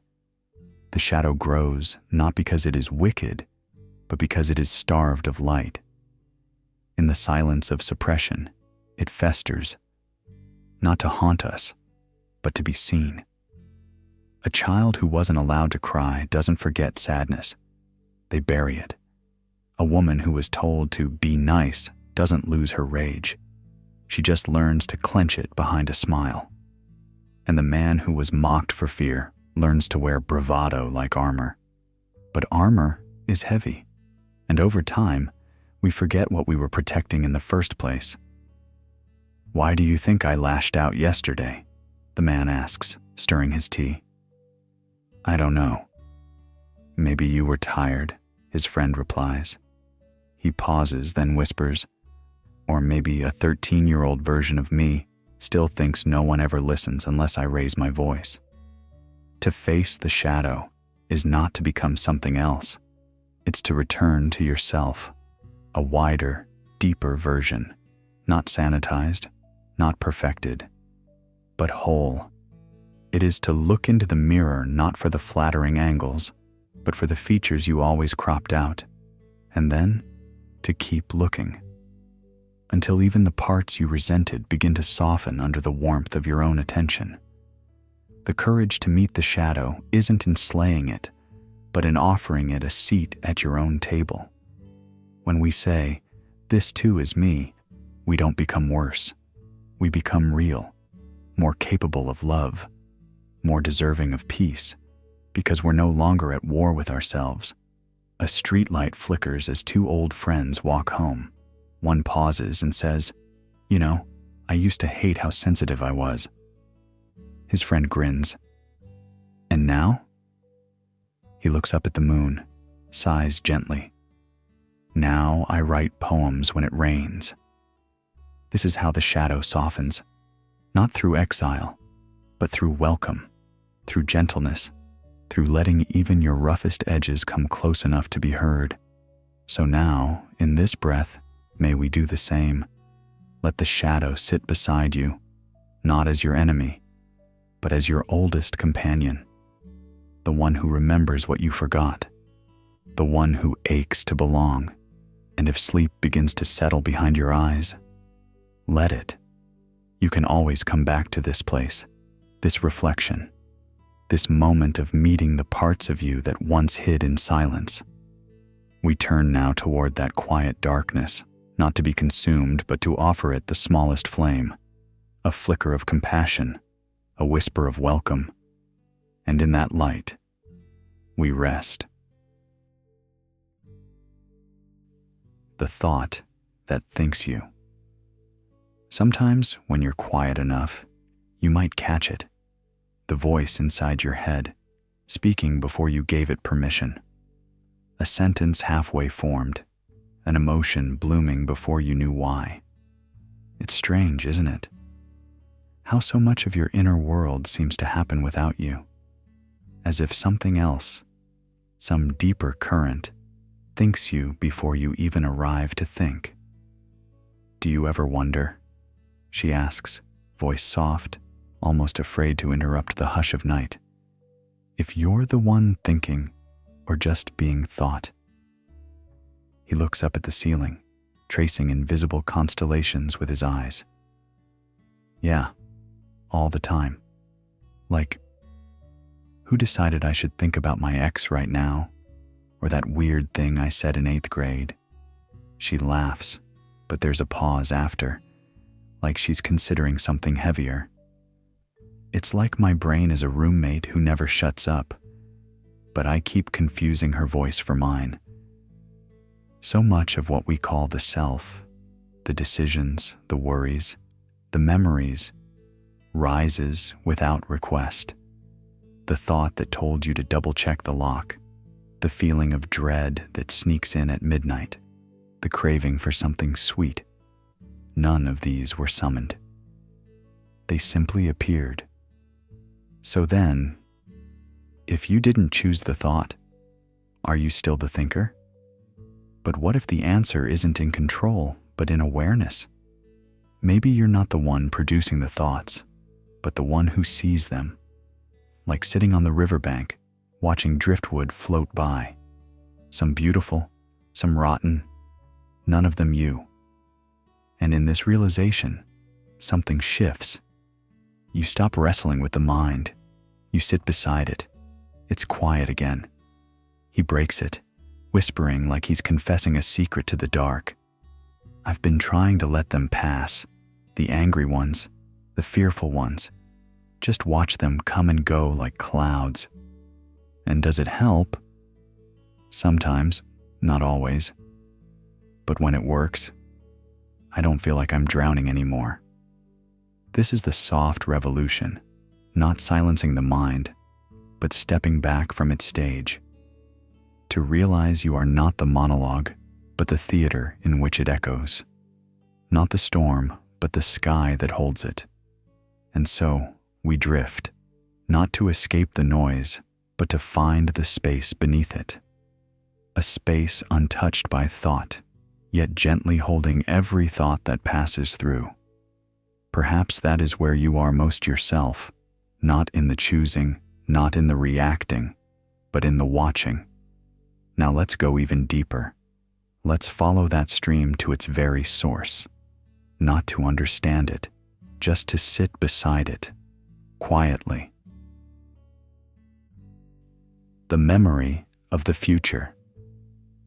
There's a strange kind of silence when you're waiting for something to begin, like the hush before a concert, before the curtain rises, before someone says yes or no, and your life sways in that invisible breeze.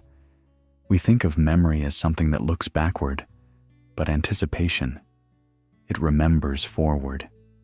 And in some mysterious way, the things we expect, dread, or dream start to live inside us before they ever happen. Do you ever get that feeling? One voice murmurs softly when you're packing for a trip that hasn't even been booked yet. Yes, the other replies, smiling faintly in the dark, like the clothes already know the weather where you're going. That's the mind rehearsing the future, not as fantasy, but as preparation. And it's more than planning. It's a kind of emotional sculpting. The wedding we fear might fall apart, the job we hope to land, the illness we worry could come. Even love, before it arrives, builds a home in our imagination, decorating it with things we've never touched. And strangely, that home feels real. Your heart starts to beat faster at something that hasn't happened. Your hands tremble at a sentence someone might say. The body doesn't always know the difference between memory and forecast. Both are made of mental weather. What's behind us, and what we're walking toward. And just like the past, the future gets edited, emphasized, shaped to match the stories we already believe about ourselves. She always thought she'd be a mother, one voice says in the quiet, even before she wanted kids. And he always knew he'd leave this town, the other replies, even when he swore he loved it. Hope then becomes a kind of identity, fear too. We start to live not only in our bodies but in the outlines of things we imagine. The diploma you haven't earned, the apology you haven't received, the finish line you're already crossing in your mind. These images, repeated silently enough, become part of yourself, memories of a future that hasn't even breathed yet. And isn't that why we grieve lost possibilities so deeply? Not because they were real, but because they felt like they were. The trip you never took, the person you never became, the life that slipped just out of reach. These futures left their fingerprints on you long before time caught up, or didn't. But what does that mean for who you are? If what hasn't happened yet can shape you, are you still only the sum of your past? Or something more fluid, like a song not yet finished, echoing in its own anticipation? In the hush between thoughts, you might feel it, the tension of becoming, not a destination, but a direction, not who you've been, but who you're leaning toward. And now, as the moment exhales, we step forward again, not into certainty, but into reflection, into the shimmering outline of what could be, already whispering back at us. Let us now walk gently toward what isn't here yet, not to grasp it, but to listen. And maybe, in that listening, a part of you arrives before tomorrow does. 8. The stranger you will become. There's something hauntingly beautiful about the quiet march of time, not the ticking of clocks, but the way it molds your very essence. It doesn't ask permission. It does not shout. It whispers, soft alterations in the tone of your voice, the bend of your posture, the weight of your gaze. One day, almost imperceptibly, you wake up and feel a little less like the person you once knew, and perhaps more like someone you've never met before. "Hey," one voice says in the dim morning light, "do you ever feel like you've changed too much?" The other replies, eyes still half closed, "Not too much. just enough to no longer recognize who I used to be. What if that's the point? Every scar tells a new tale. Every wrinkle, a laugh or a storm, survived. The opinions you once clung to like lifelines have drifted away like autumn leaves. And in their place, quiet, watchful growth.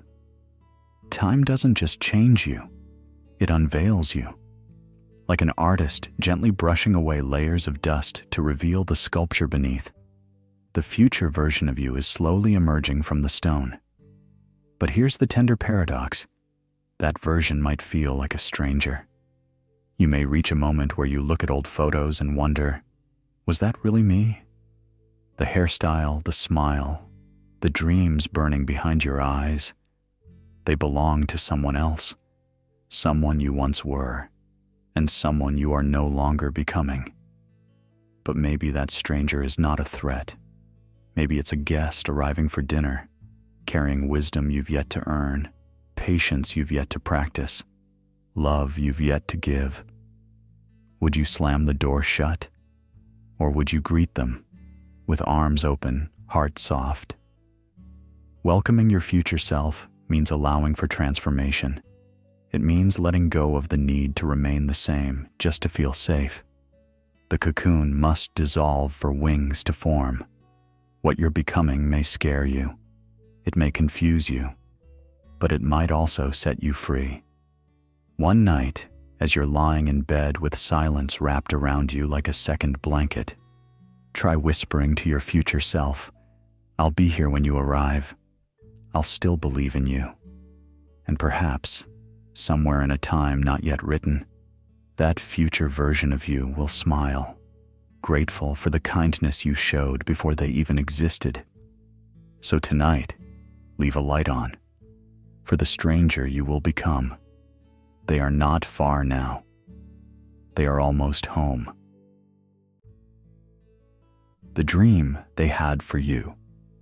There's a certain kind of silence that follows you into adulthood, not a silence of peace, but of distance, a hush between what you're doing and what you feel. Some call it discontent, others numbness. But perhaps it's something simpler. Perhaps you're living inside someone else's dream. Not all dreams are born from cruelty. Many are wrapped in warm blankets of care. A father who wanted you to have what he never did. A mother who hoped you'd never feel the shame she carried. A teacher, once disappointed in herself, who whispered, "You could go farther than I ever did." And so the dream begins, not from your longing, but from theirs. You don't notice the handoff at first. It's subtle, like switching trains in your sleep. You wake up 20 stations away, wondering how you got here. You wear the right smile, follow the dotted lines. But inside, the map doesn't match the terrain. In the grocery aisle, someone asks if you're okay. You say, "Yeah, just thinking." But you weren't. Not really.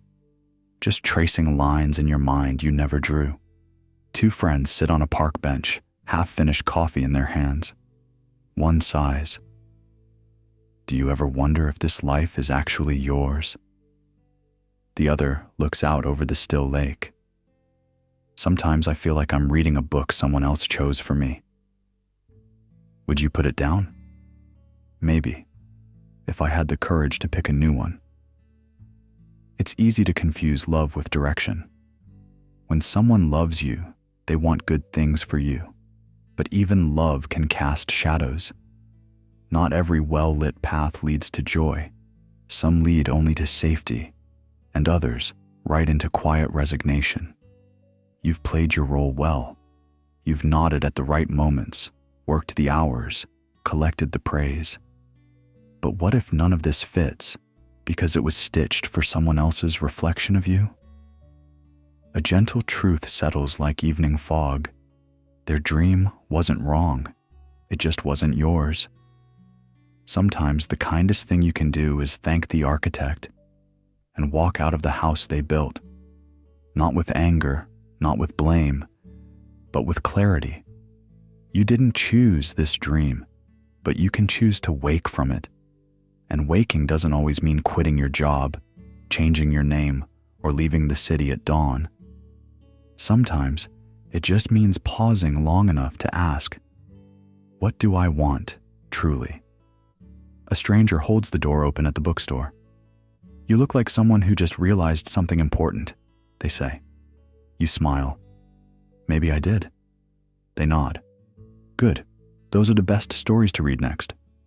The wind shifts slightly, not dramatically, just enough for you to notice. The pages in your hand loosen, and you begin to wonder, what would it be like to write a line of your own? So now, let's pause. Not to run, not to rebel, but to listen. Let's open our eyes softly, without panic or guilt, and ask, beneath every inherited hope, what dream has been waiting quietly behind the noise to become real? And as that dream steps forward, don't rush to understand it. Let it whisper. Let it unfold. The truest dreams don't arrive like thunder. They arrive like breath returning, like yourself, waking. The self that watches it all. Even as the world presses against your skin, even as names shift, jobs come and go, and the mirror reflects someone unfamiliar, there is something in you that does not move. A silent, gentle gaze beneath the noise. It doesn't speak. It doesn't rush to explain. It simply watches, not with cold detachment, but with the calm of a sky that has seen countless storms. This quiet watcher has no agenda, no need to control, no need to be seen. And yet, it is the one who sees all. Have you ever noticed that when you're lost in a memory or swept away by emotion, a part of you still knows what's happening? That even in your most painful moments, something in you remains untouched, curious, aware, quietly witnessing the unraveling? Maybe that presence isn't just a part of you. Maybe it is you, not the roles you play, not the voice in your head, but the one who listens to that voice, who sees without naming, who feels without clutching. I had this strange feeling the other day, she whispered under the warm glow of the lamp. Like I was watching myself go through the motions, making coffee, answering emails, smiling at a joke I didn't even hear, and something in me just stood there, quietly, watching. He nodded slowly. I get that. Like there's a part of us that never changes, no matter how many times life rearranges the furniture. But what is that part? She asked. Is it the soul? Is it awareness? Or just a trick of the brain? Maybe it's not meant to be named, he replied. Maybe it's like silence. You don't explain it. You sit in it. This still presence, the one that watches it all, has no opinion, no urgency. It doesn't judge your mistakes or applaud your victories. It simply is. And in its simplicity, it offers you something profound. Rest. Not the kind of rest that comes from escape, but the deep exhale of finally being with the part of you that never needed to try so hard. The one who never left. The one who doesn't flinch when you fail and doesn't puff up when you succeed. The part of you that was there when you were 5 and will still be there when the body grows tired and returns to the earth. If you close your eyes now and listen, not for sound, but for stillness, you might sense it. That soft witnessing, the gentle knowing that needs no words. Let us now lie beside it. Let the thoughts flow past like clouds and watch them from the shore. You are not the cloud. You are not the weather. You are the sky that holds them all. And the watcher? It has always been here. It always will be. The lie of productivity. You wake up with a checklist already whispering in your mind. Emails, messages, tasks. Your worth, measured in completed boxes. And somewhere along the way, you begin to blur. Not as a soul, but as a series of outputs. You're not seen for who you are, but for what you produce. There's a kind of silence that follows this thought, isn't there? In a quiet corner of a small bookstore, a barista wipes down a counter and says to a customer, "I love this shift. Nobody rushes me to smile." The customer, sipping their warm drink, nods and replies, "Maybe that's why your smile feels real." It's a moment, simple, unmeasured, but deeply human. We live in a time where resting is an act of rebellion, where doing nothing can feel like drowning. The rhythm of modern life drums louder than our own heartbeat. It convinces us that to pause is to disappear, that if you are not achieving, you are wasting space. But is that true? What if your presence, your laughter in an empty kitchen, your stillness under a tree, your kindness to a stranger was already enough? There's a woman sitting at a bus stop long after her bus has left. She isn't waiting. She just needed a bench, a breeze, and the feeling of not having to go anywhere. A passerby asks, "Missed your ride?" She smiles and answers, "No, I'm exactly where I meant to be." There's no task there, no achievement.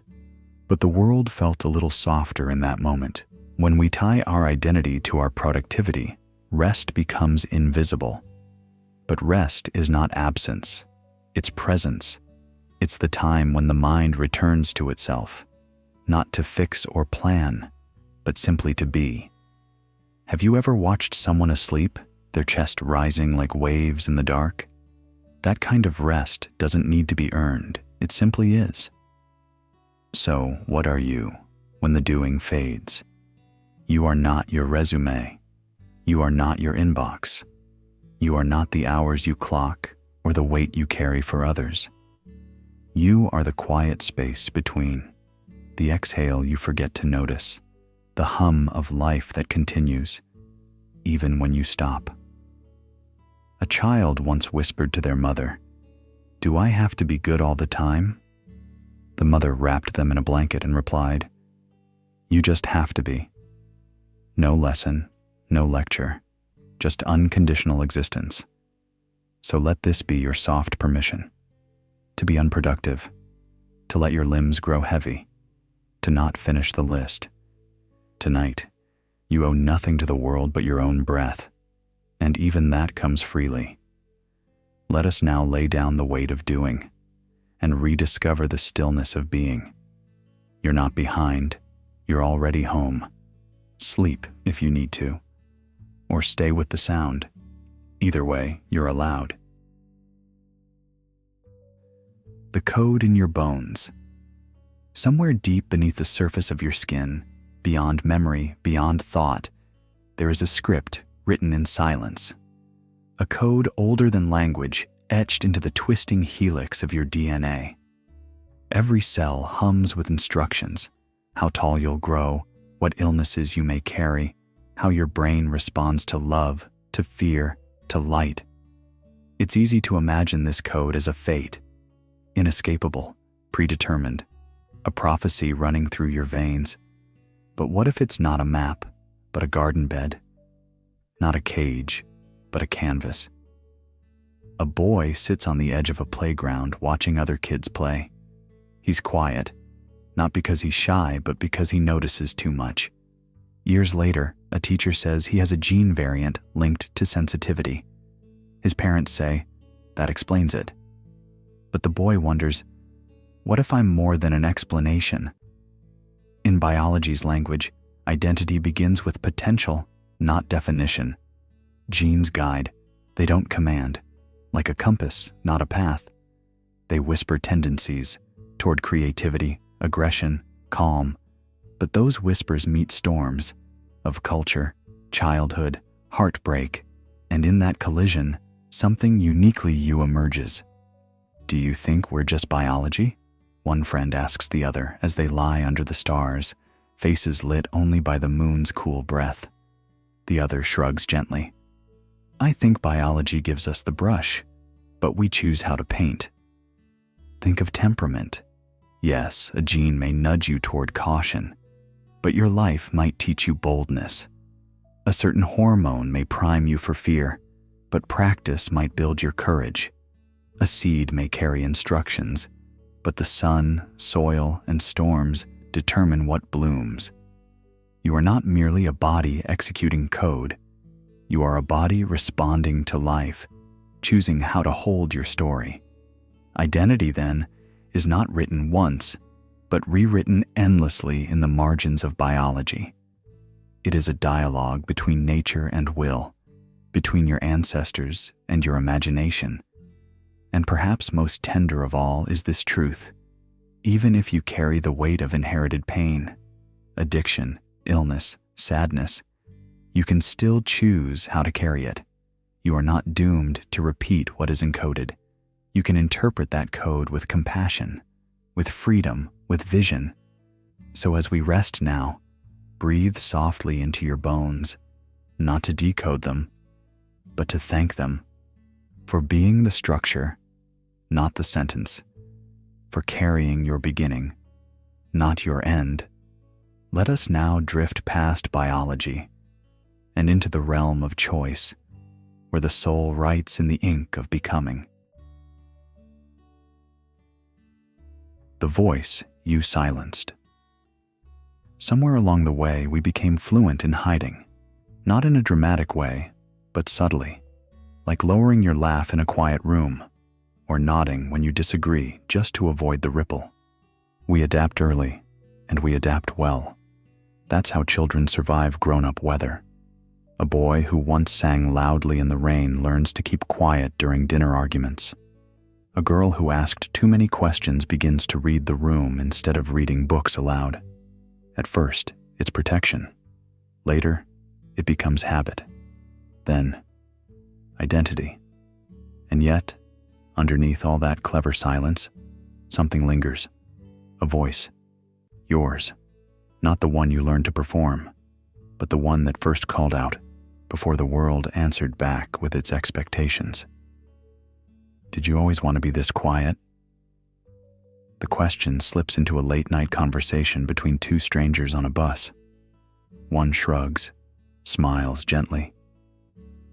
Number I used to narrate cartoons to myself in the mirror. The other grins. What stopped you? A teacher once said I was too loud to listen. No anger in the voice, just memory. And beneath it, that small tug we all feel. Because the voices we silence don't disappear. They wait. Sometimes behind dreams we no longer tell anyone. Sometimes in the way our hands hesitate before dancing mid-sentence. Psychology calls it protective inhibition. The brain learns what is safe to express and what isn't. But just because a voice goes quiet doesn't mean it isn't true, or vital, or ours. That soft wish to try pottery, that strange urge to cry when you hear a violin in a grocery store, that inner no you didn't say last year. All of it matters. When we unmute ourselves, even gently, it doesn't have to be loud. It can start like asking for a window seat when you usually say, anything's fine. It can sound like, I don't actually like that movie, even if everyone else does. Sometimes, it's found in the way someone pauses beside you and says, you looked like you had something to say. And you reply, not with a performance, but with a beginning. Maybe I still do. Reclaiming yourself isn't a revolution. It's a listening. To the laugh you muted. To the questions you stopped asking. To the yes you didn't trust yourself to say. That voice is still there. It doesn't hold grudges. It waits with surprising grace, just hoping you'll lean close enough to hear it again. So, as the night deepens, let us turn our ears inward, past the polite, past the practiced, to the place where the truest part of you still hums quietly, waiting, and maybe, just maybe, ready. Let's now drift forward and welcome what was hushed. the myth of control. It begins with a clenched jaw, a white-knuckled grip on what should be, what must be, what we swore would never happen. We plan, we prepare, we map out futures in detail so fine it feels like safety. But the world, like a river, doesn't ask for permission. It moves, it floods, it dries. And suddenly the illusion that we were ever steering dissolves. Didn't we have everything lined up? She whispers in the dim quiet of a shared bedroom. Yeah, timelines, goals, backups for the backups. And still, here we are, unplanned, unready. A silence follows, not of defeat, but recognition. Maybe we were never meant to be ready, just willing. Control is one of the most seductive myths we inherit. The sense that if we try hard enough, care enough, anticipate enough, we'll be spared the chaos. That identity, who we are, is made real by how well we manage everything around us. But storms come anyway. Plans unravel. And in the crumbling silence, we see clearly. Identity built only on control begins to crack the moment control slips away. And it always slips away. So what's left when the grip loosens? Strangely, not weakness, but something gentler. Acceptance. The quiet strength of adaptability. The soul's ability to bend without breaking. Maybe it was never about commanding the current, but learning how to float. Letting go isn't giving up. It's giving in to something larger, to the idea that identity isn't the armor we weld around certainty, but the dance we learn when certainty disappears. And isn't that the deeper kind of strength? Not the kind that crushes unpredictability, but the kind that moves with it, like reeds in the wind, flexible, resilient, unshaken at the root. Do you ever miss the feeling of being in control? He asks later, as the room drifts into sleep. Sometimes, she murmurs, but I'm starting to like the feeling of trust more. In what? In whatever comes next. Let us now loosen our grip, not in fear but in curiosity. Not because we have no power, but because sometimes the truest power is found in surrender. Let's float, not aimlessly, but openly, toward what might be waiting just beyond our need to steer. The face behind emotion. There's a strange habit we all share. We speak of emotions as if they are us. I am angry. I am hurt. I am ashamed. Each phrase wraps a passing storm in permanence, as if the rain were the roof, as if the thunder were the home. But feelings, like seasons, never linger too long. They rise like steam on a morning window. They peak like a flame that flares too fast. And then, like dusk creeping over a field, they soften and go. And when they do, something remains, unmoved, unchanged, watching.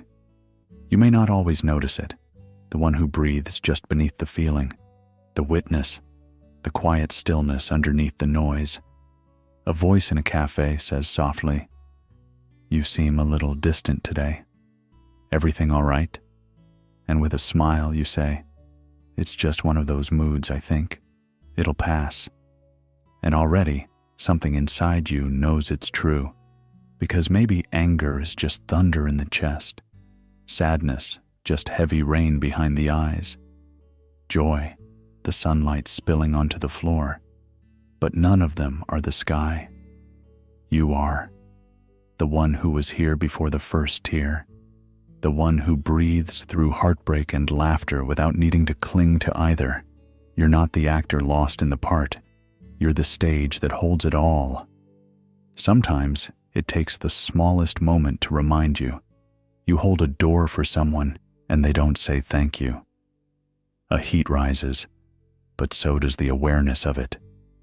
And in that space between impulse and reaction, there's you. Not the flare of feeling, the space that holds it. Or maybe, late at night, you reread a message from someone who no longer calls. A familiar ache visits, but then a second voice appears, quieter. This too is part of the tide. Let it wash through. You don't have to believe every emotion that knocks. You don't have to invite them all to stay for tea. Let them visit. Let them pass. Let them go. Even fear, loud as it is, doesn't live here permanently. It's just a shadow, a weather pattern, a passing cloud. So then, if you are not your joy, not your pain, not your shame, or even your love, then who are you? You are the sky. You are what remains when the storm has passed. You are the breath that doesn't judge the feeling. You are the open space that holds even the hardest rain. A man once whispered as he left a long meeting, "I didn't say much, but I felt everything." And perhaps that's the key. You feel, but you are not what you feel. Now gently soften into that awareness. Let each emotion drift through like weather over the ocean. And remember, even the darkest clouds run out of rain. Let's rest, then, in that sky within, and watch the clouds quietly drift by. The echo of childhood. Is the child you once were still walking beside you? Maybe not in shoes that fit, or in the voice you speak with now, but somewhere, quietly, they linger. They look through your eyes when you feel unsafe. They tug at your heart when something feels unfair. And when laughter bubbles out of nowhere, it's often that small presence stirring. Childhood is not a place we leave behind like an old home. It's a season that stays alive within us, stitched into our breath and buried beneath our grown-up logic. The moments of wonder, the first snowflake, the warmth of a parent's hug, the thrill of being chosen, even just once. These moments don't vanish. They echo, but so do the shadows, the silence after being ignored, the ache of disappointment, the confusion when love came with conditions. Sometimes we walk through life believing we've moved on, but our reactions say otherwise. A tone of voice can make us flinch. A loss can feel enormous, not because of what we lost, but because of what it reminds us of. We overreact, or shut down, or chase approval like it's oxygen. And beneath it all might be a little boy, a little girl, simply asking, "Will someone notice me now?" Late one night, two friends sat across from each other under a street lamp after a long walk. "Do you think we ever really grow up?" one asked. The other smiled, a little sad. "I think we just get taller. But the scared parts, the curious parts, the hungry parts, they stay. We just get better at hiding them." There was a silence between them, and then the first friend said, "Sometimes when I get anxious in crowds, I still hear my childhood self begging to be picked. Like at school. Remember that? Teams were being formed, and I was always the last one standing." The other nodded. "Yeah. For me, it's when people raise their voice. I still brace for impact. I don't think the body forgets, even when the mind tries to. If your present self is shaped by the echoes of that small child, then perhaps the greatest act of maturity is not pretending they're gone, but learning to sit beside them, to kneel down gently and say, 'You did your best. You were never too much, and I see you now.' Healing isn't about silencing that voice. It's about listening with compassion, holding space for the parts of you that didn't have the words yet, only feelings. Maybe growing up doesn't mean discarding the child, but learning how to parent them, protect them, and finally let them feel safe. Let us now take that child's hand, not to drag them forward, but to walk together. Not to silence them, but to listen, to offer what was missing, to say, 'You're still here, and you still matter.'" The silence of identity. There are moments, brief and borderless, when words fall away. Not because we lack vocabulary, but because the soul reaches a place where language cannot follow. It might come while staring out at the ocean too wide to hold, or during the tremble of loss when someone leaves and you don't know what to say. Not because there's nothing, but because there's too much. In those moments, silence doesn't feel empty. It feels true. You may have noticed it after an argument, when the noise stops and something unnamed lingers in the air. Not anger, not sorrow, just stillness. Or maybe it's after someone tells you they love you and all you can do is nod, because the feeling is too big for a reply. And strangely, that nod says more than any sentence ever could. I don't know what to say. Someone might whisper beside you on a night when stars feel too honest. I feel like I disappear, but not in a bad way. And the other might reply, maybe that's not disappearing. Maybe that's you, finally arriving. Language builds identities, gives us names, roles, explanations, but it also builds walls. We begin to think we are what we can describe. I am a teacher. I am a parent. I am someone who hates goodbyes. But what if who you truly are is not found in the job title or the favorite song, but in what's left when those labels dissolve? A child resting their head on your chest doesn't need to be told who you are. They know by feel. Just like how, in deep grief, people don't remember what you said, but that you sat beside them, hand resting silently on theirs. The deepest presence does not perform. It doesn't narrate its value. It doesn't insist. It simply is. There's something sacred about those moments when someone looks at you, sees right through the masks, and doesn't ask you to explain. They just stay. And in that staying, you realize you're not a story. You're not a sentence waiting to be told. You're the space between the words, the pause in the music that makes the note matter, the silence between two people where nothing is said and everything is understood. A stranger once looked up at the sky and said aloud, "I don't know why this moment feels so real. I'm not thinking, I'm not planning, I'm just here." And someone nearby responded, "Maybe that's what being yourself actually means, when you stop trying to be." There's no mirror in that silence, no performance to maintain, just breath, warmth, and the hum of existence untouched by identity. So tonight, let the need to define yourself dissolve. Let the stories go quiet. Let the labels rest. You are not the noise. You are what remains after it fades. Let us now breathe into that silence and become what can't be named. Let it hold you. Let it hush you. And if you drift off, then good. The truest part of you has no need to stay awake. The shape of your attention. They say the eyes are the windows to the soul, but maybe the truth is softer than that. Maybe your gaze doesn't just reveal who you are. Maybe it shapes you. Imagine your attention as a quiet sculptor, working in silence. It doesn't yell or demand. It just keeps carving. Every glance you linger on, every thought you revisit, every moment you hold a little too long, it chisels, slowly, carefully, and eventually, without noticing, you become the shape of your own attention. Do you ever notice what you notice?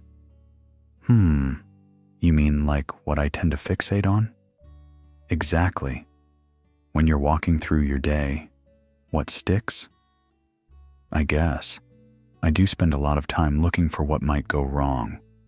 And maybe that's why the world feels so sharp around you. Yeah. Maybe I keep cutting myself on my own attention. When you focus on what's broken, you start to see cracks everywhere, even in places that once felt whole. But when you pause to admire how light falls on a wall, or the way someone's laughter bends a room, you stretch open a different part of yourself. Wonder, softness, curiosity. These two are born from attention. Attention is not just a tool, it's a doorway. It's the beginning of identity. Where you choose to look is where your spirit begins to grow. That's why two people can stand in the same moment and come away changed in opposite ways. One bitter, one grateful. The difference wasn't the moment, it was what they noticed. So ask yourself, what do you feed with your awareness? Do you water weeds or wildflowers? You might think of identity as something static, who you are, set in stone. But maybe it's more like a tree that leans toward the sun. You bend toward what you notice.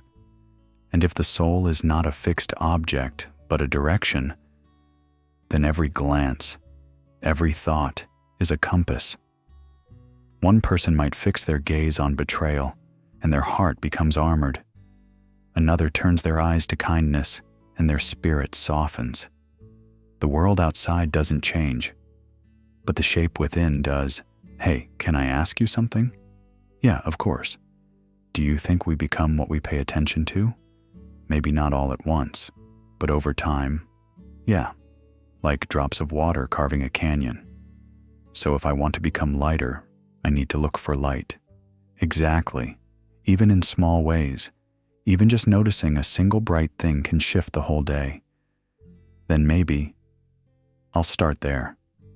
Let us now turn gently toward what nourishes, a slow gaze toward growth, a quiet breath into the good, and as we do, we grow into it. The unfinished self. There is a moment late at night when your mind reaches for some finality, a craving to be complete, to feel as if everything inside you has landed where it belongs, like the last puzzle piece sliding into place. But as you breathe into that space, you may realize it never really comes. There's no grand crescendo that marks the end of becoming, no stamp that says, now you are whole. Life doesn't move in straight lines. It curves, twists, and folds back on itself like waves learning their own rhythm. You are not a statue waiting for the last chisel stroke. You are a tide, in motion, even in stillness. Do you ever feel like you're behind? One voice whispers in the quiet. The other answers softly, almost amused. Behind what? No one's holding the finish line. That pause between their voices is where the truth settles. There is no final version of you, just pages turning, chapters unfolding, ink still drying on the parts you thought were done. You grow not by crossing a finish line, but by spiraling inward and outward again. A lesson you thought you mastered reappears years later, this time with softer edges. A hurt you thought you buried finds a new light and asks to be held.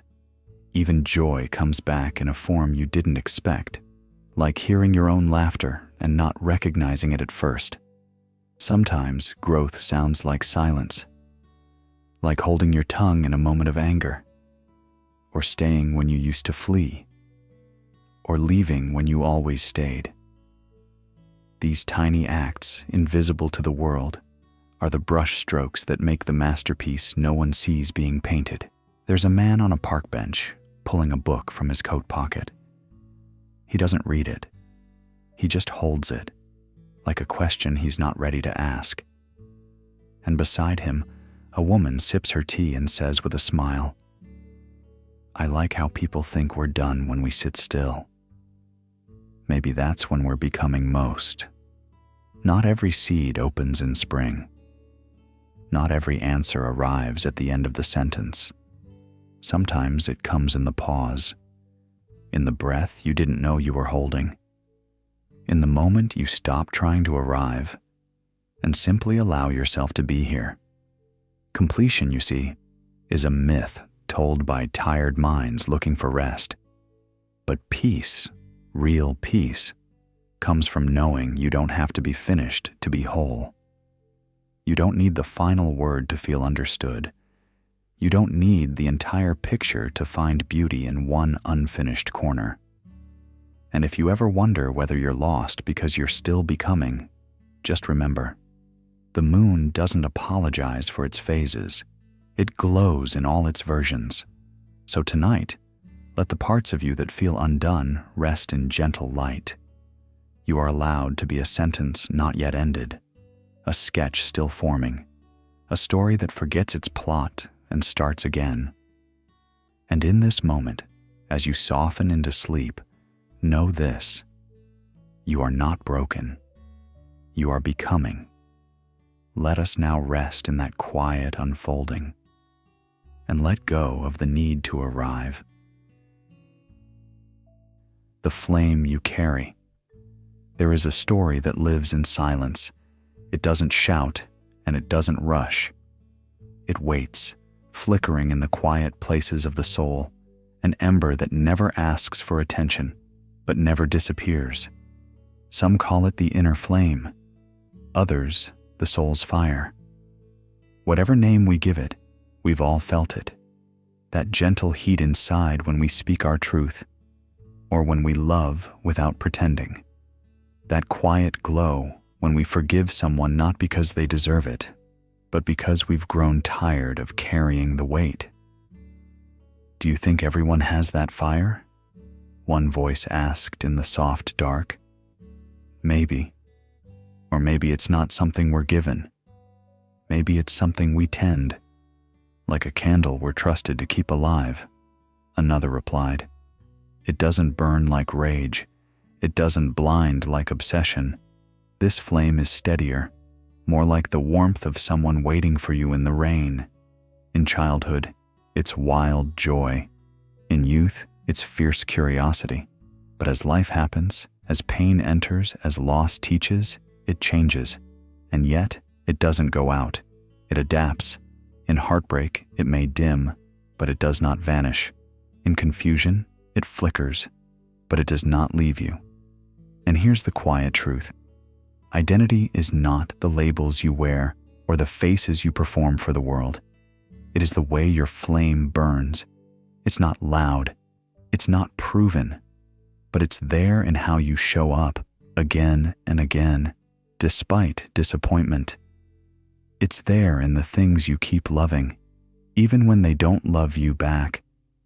It's there in the moments you choose softness, when bitterness would be easier. That flame doesn't need a spotlight. It doesn't want a stage. It wants shelter. It wants presence. It wants you to sit beside it, even when the wind howls outside and the future feels cold. To tend your flame is to honor your selfhood without decoration. You don't need to explain it. You don't need to defend it. You just need to hold space for it. Some days I feel like it's almost gone, the voice whispered again. But you're here, came the reply, and that means the flame is still alive. So tonight, don't rush past the quiet. Don't drown it in noise. Come close to the stillness. Feel the soft heat within you, whatever form it takes. Maybe it's tired. Maybe it's roaring. Maybe it's nothing more than a glimmer. That's okay. Let it be what it is.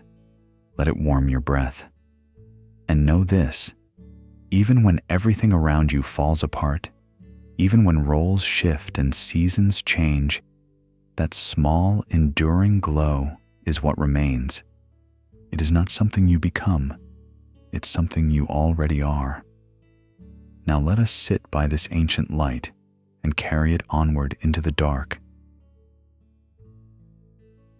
The horizon you chase. Somewhere in the quiet of night, a thought flickers. It whispers not of where you are, but of where you're headed.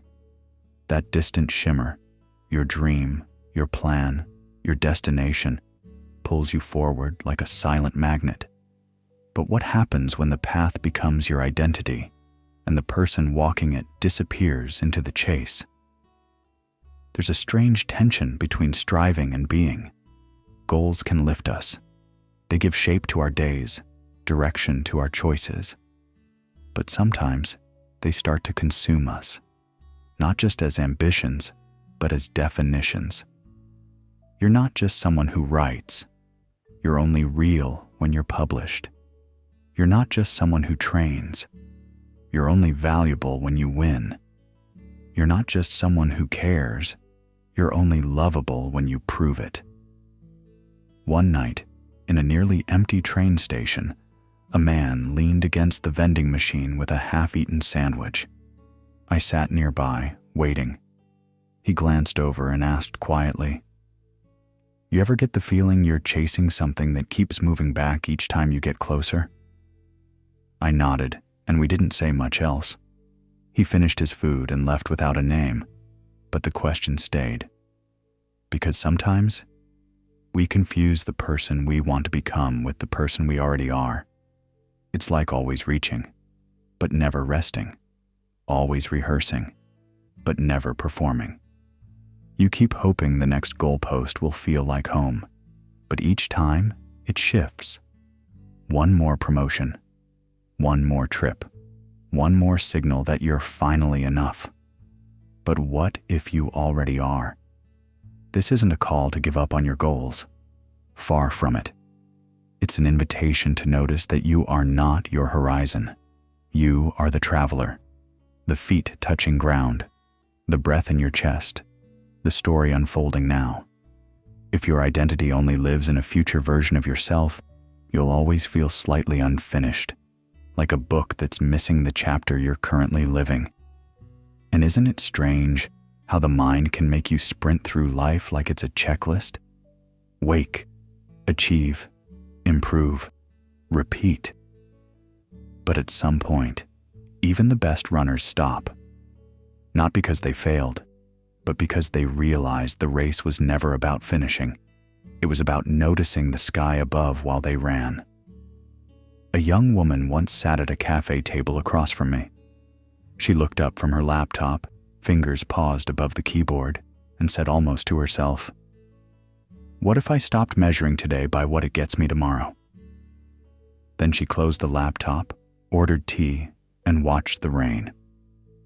I don't know her story, but I remember that moment more vividly than many of my own milestones, because the present, when finally noticed, has a softness the future can never replicate. It doesn't ask you to earn it. It simply asks you to be in it. So tonight, before you drift off, let's try something different. Let's stop chasing, just for a while. No need to be better. No need to get anywhere. Just feel the weight of the sheets. Hear the breath filling your chest. And know that the one who's here, right here, is enough. Not because of what they'll become, but because of who they've already survived to be. Let's rest now. Not in a dream of tomorrow, but in the quiet truth that you've arrived, and just like that, the horizon fades. Not because it disappeared, but because, for once, you chose to stay. Sleep well, traveler. The world can wait. The roles that expire. There comes a moment, often unnoticed, when a role we've held begins to fade. Maybe the classroom grows silent after graduation. Maybe the child no longer reaches for our hand. Maybe the office chair spins without us in it. And in that stillness, there's a strange ache, a quiet unraveling, not just for the responsibilities left behind, but for the version of ourselves that lived within them. A woman once whispered late at night, "I don't know who I am now that I'm not his wife." Her friend, stirring tea beside her, gently replied, "Maybe who you are was always more than that." But the silence after said everything. Because roles aren't just things we do. They become the mirrors through which we see ourselves.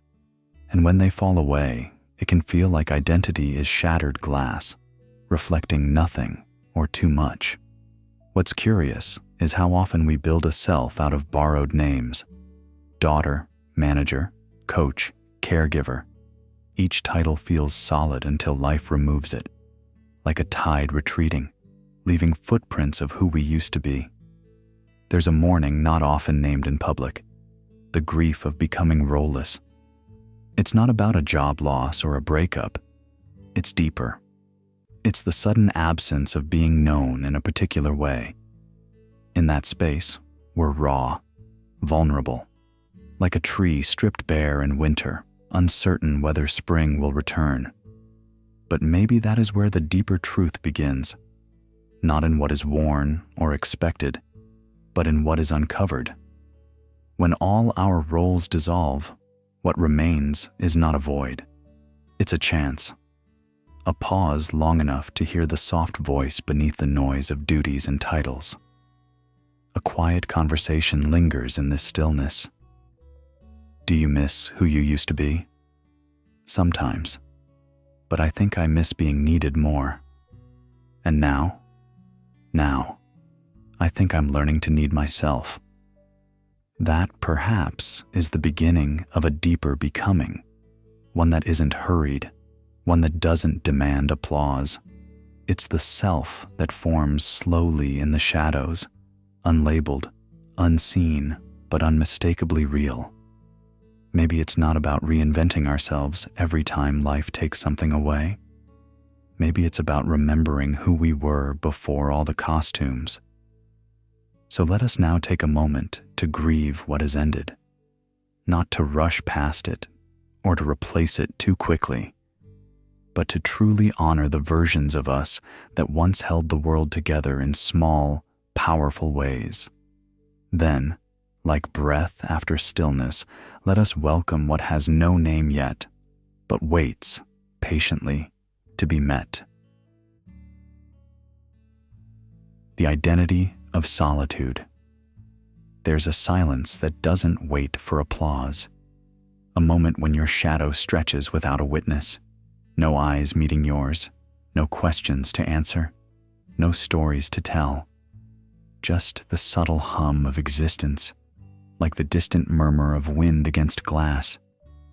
This is solitude, not as punishment, not as exile, but as presence.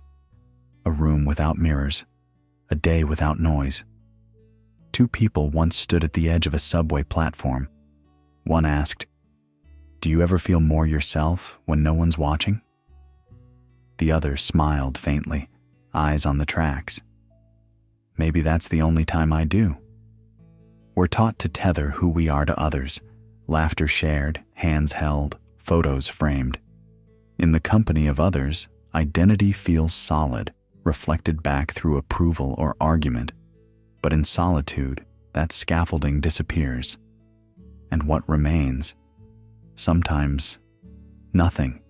Just the quiet space where questions start to breathe. Is that nothingness frightening? Or is it sacred? Sometimes it's uncomfortable, like sitting in a room with someone who says nothing but notices everything. That someone, of course, is you. Without the distraction of interaction, you begin to hear the creaks in your thinking, the faint echoes of needs that have gone unspoken, the quiet ticking of longings you left behind in busier years. At first, you may feel a pressure to fill the space, turn on a screen, scroll endlessly, speak aloud to a pet just to hear a voice. But if you wait long enough, something shifts. That ache for someone else's gaze becomes a gaze turned inward, not in critique, but in curiosity. What if being alone isn't emptiness, but potential? Picture an old wooden bench beneath a tree at dusk. The world doesn't demand anything from you there. You simply sit, breathe, observe. And the you who emerges in that stillness isn't less real than the one at the dinner table or the office. Perhaps it's more honest, more whole. Someone once whispered while lying in bed beside no one, "I thought I was lonely." But it was just me, learning to listen. And maybe that's it. Solitude is the classroom where identity returns to itself. Not in performance, not in pain, but in quiet recognition No need to declare who you are to the ceiling or trace your purpose on the walls. Just notice the way your breath rises, the way your thoughts soften when no one's correcting them, the way your shoulders settle, as if finally allowed to be without expectation. Sometimes, solitude feels like walking into a cathedral where the only sermon is your own heartbeat. No judgment, no noise, just the echo of existence brushing gently against the ribs. And as you lie here now, your body melting into stillness, perhaps there's a part of you that's not searching for sleep, but for reunion with the self that doesn't perform, doesn't impress, doesn't hide, the self that simply is. So if the quiet feels unfamiliar, give it a moment. The unease may only be the dust settling. The echo may only be your name returning to you. Let's now step gently through that open door, not into isolation, but into intimacy with the quiet within. And if you drift into dreams before you reach it, that's okay. The door will still be there when you return. The soul beneath success. When the applause fades and the spotlight dims, a curious stillness begins to settle in. It's not silence, really, more like a soft hum, something ancient and familiar. In that space, a question rises not from the lips, but from the heart. If I am no longer being seen, do I still exist in the same way? Success has a beautiful shimmer to it, titles polished like trophies, followers stacked like tall towers, the digital applause echoing louder than any real room. For a while, these things feel like proof. You are seen, you are celebrated, you are therefore worthy.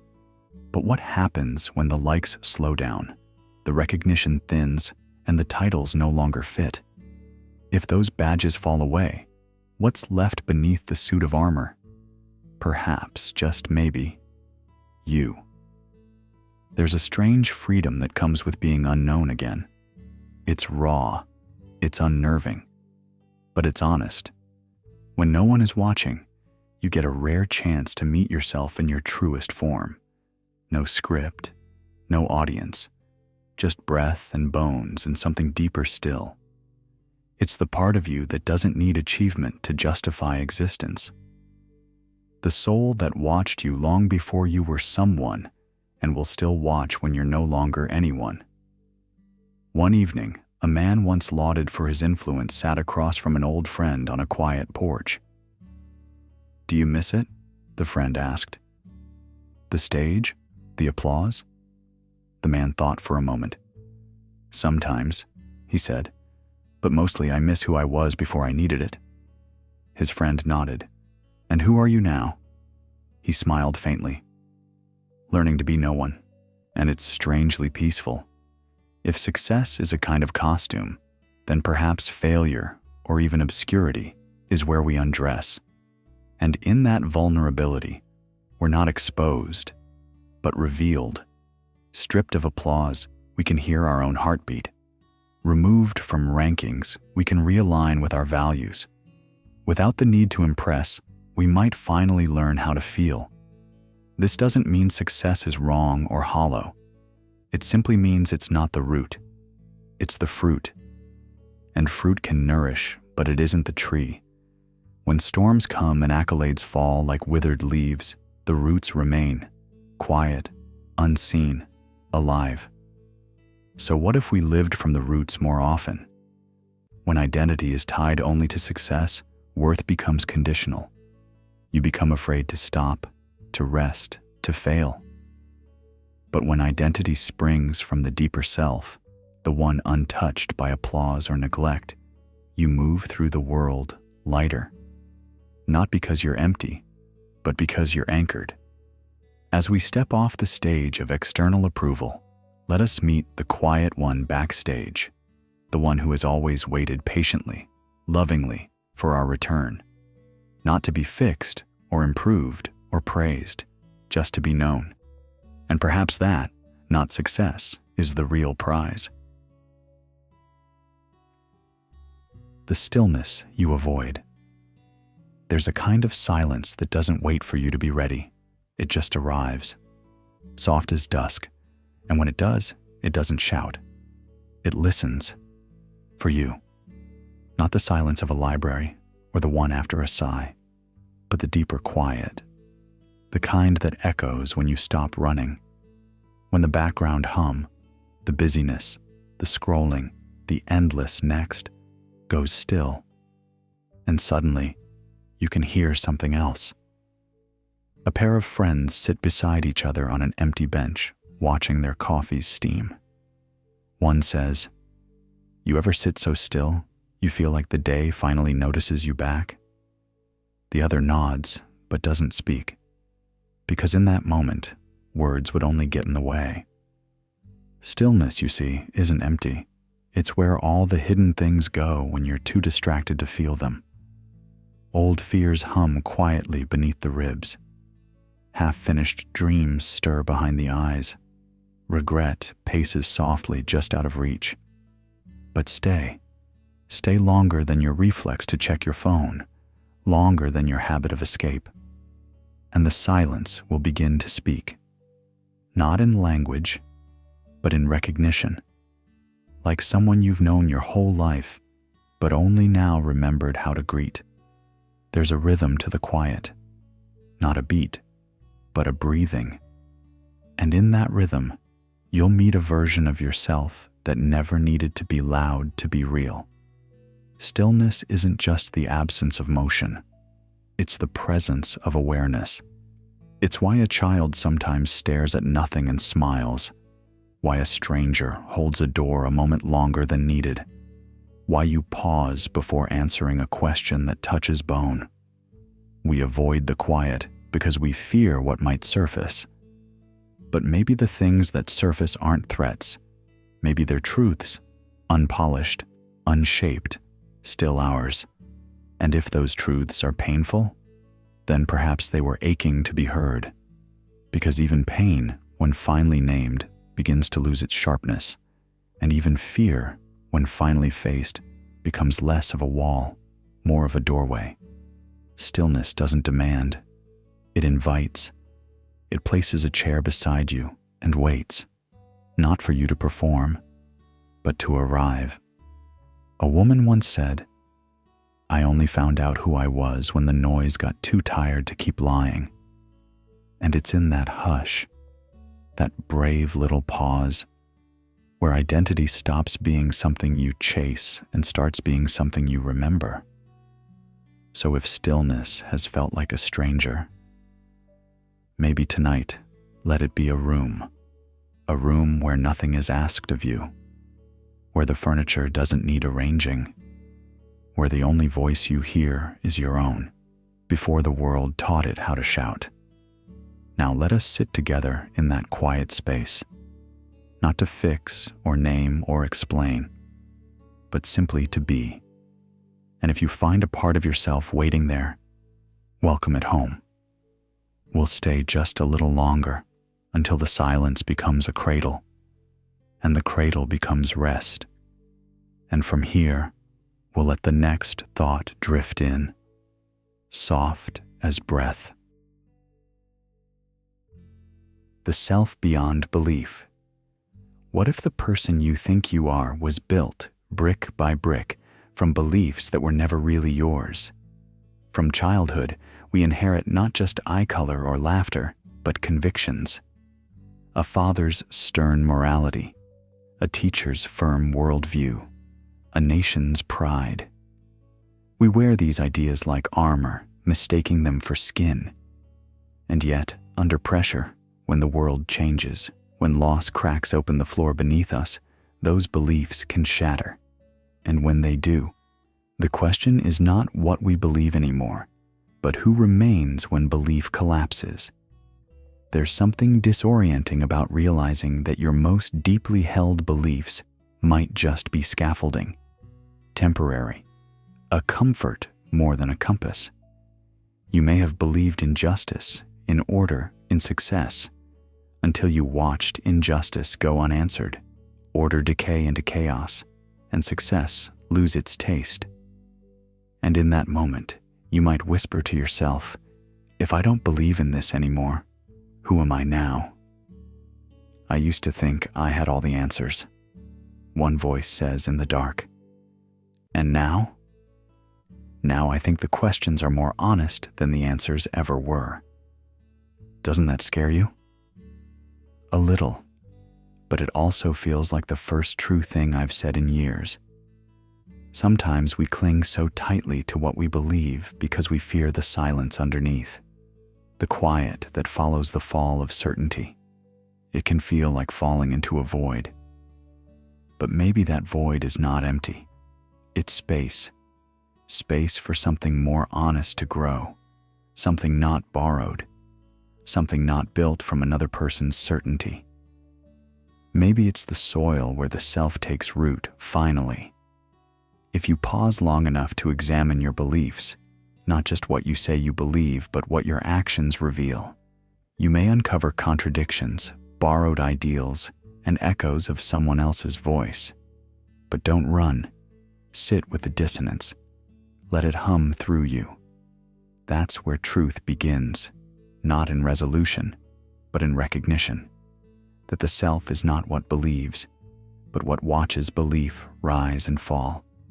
And in that stillness, stripped of dogma, free of labels, you might meet a self so quiet, so ancient, so untethered, that it doesn't need to believe anything to be real. It simply is, not because of what it thinks, but because it watches, endures, listens, the observer beneath the belief. So if you find yourself doubting your politics, your philosophy, even your faith, don't panic. Maybe you're not falling apart. Maybe you're falling free. Let us now loosen our grip on certainty and rest in the open unknown. The shape of your absence. Somewhere between silence and memory, a shape lingers. It's not your body, not your voice, but something else, something softer.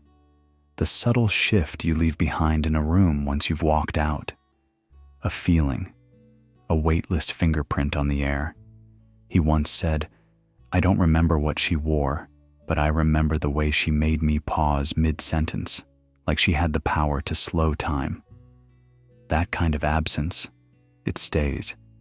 We all leave behind echoes, even when we don't mean to. A glance that softened someone's grief, a joke that reshaped a bad day. The person who picks up your phrase, not knowing it came from you.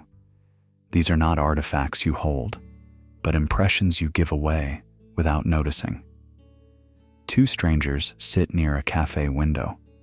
One looks out and quietly says, she doesn't come here anymore, but they still keep her favorite mug by the sink. The other doesn't ask who, doesn't need to.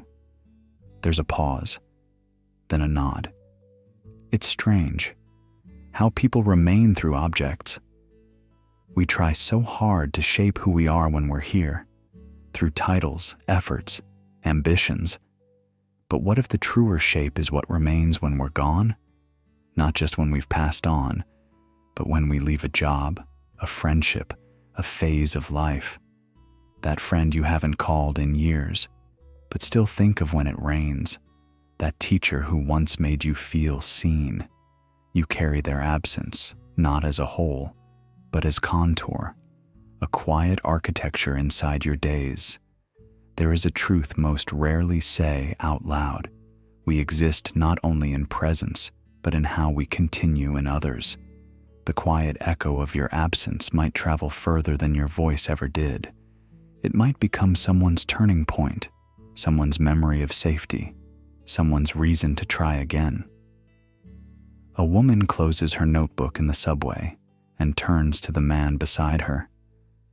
Hey, sorry, this sounds weird, but years ago, you told me to keep writing, and I just published my first short story. He stares, then smiles. I honestly don't remember saying that. She nods. I know, but I do. We spend so much time trying to become something visible that we forget. The invisible shapes we leave behind often hold more meaning. You might not know who you've helped just by being kind, or how your stillness once made a storm feel less violent. Sometimes you vanish from someone's life, but your absence becomes a form of guidance, a reminder, a myth. So ask yourself, are you the version of you that others still carry? Or are you the one trying to be someone else? The answer might not be either. It might be both, or neither. Just fragments, passed between minds, becoming something new in each telling.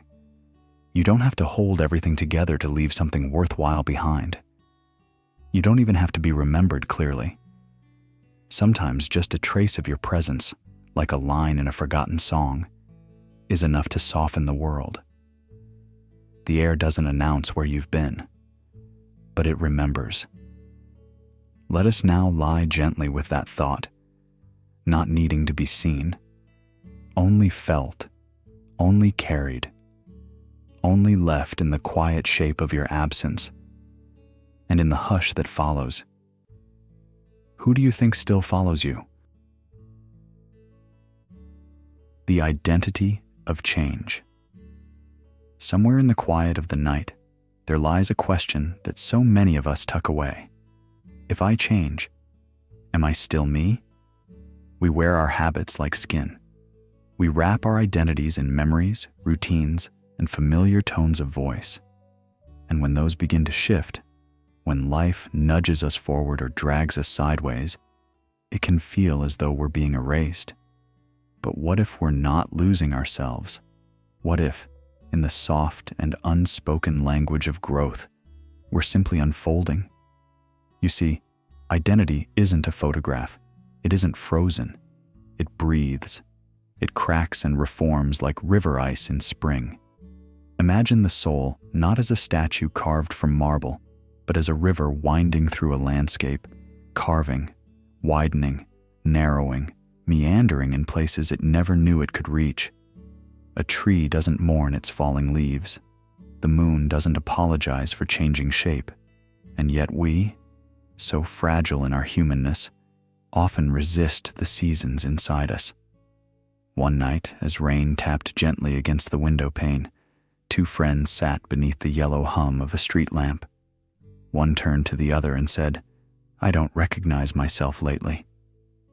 There was no drama in her voice, only quiet confusion. The other smiled and replied, "Maybe that's not something to fear. Maybe that means you're finally meeting parts of yourself that were hidden in the light." Change asks us to surrender control, not because we're losing who we are, but because we're trusting that who we were is not the end of the story. Our stories are not circular. They spiral. They fold upon themselves and open again, like the petals of a flower learning the shape of the sun. You are not betraying your past when you change. You are honoring it by allowing it to breathe. And still, something within you remains. Even as the outer you shifts, your taste in music, your politics, your fears and hopes, there is a presence beneath it all. That presence is still watching, still listening, still witnessing each transformation with compassion. Like the trunk of a tree, remembering every ring, every drought, every bloom. Like the still ocean floor beneath the waves. What if that presence is you? Not the temporary choices or the passing faces you wear, but the watcher behind your eyes, the soul behind the shape, the one that remains curious, even when the rest of you trembles. I used to think I had to stay the same to be loyal to myself, someone might say. And another might answer, but maybe loyalty is just listening to the deeper self that's always becoming. So tonight, as the world sleeps, let this be your permission slip to change, to grow out of your own skin and into something softer, to let go of the names you gave yourself long ago, to love who you were, but not be confined by it. For change is not betrayal. It is intimacy with your own becoming. Let us now honor the you that changes and the soul that remains. The question that watches back. There's a moment, quiet and unannounced, when your own reflection stops reflecting. It doesn't just echo back what you expect to see. Instead, it watches. And in that watchfulness, a kind of presence forms. Not loud, not even curious, just aware. It's the stillness you stumble into when the hallway is empty. The pause you feel when a stranger looks at you a little too long, not out of rudeness, but recognition.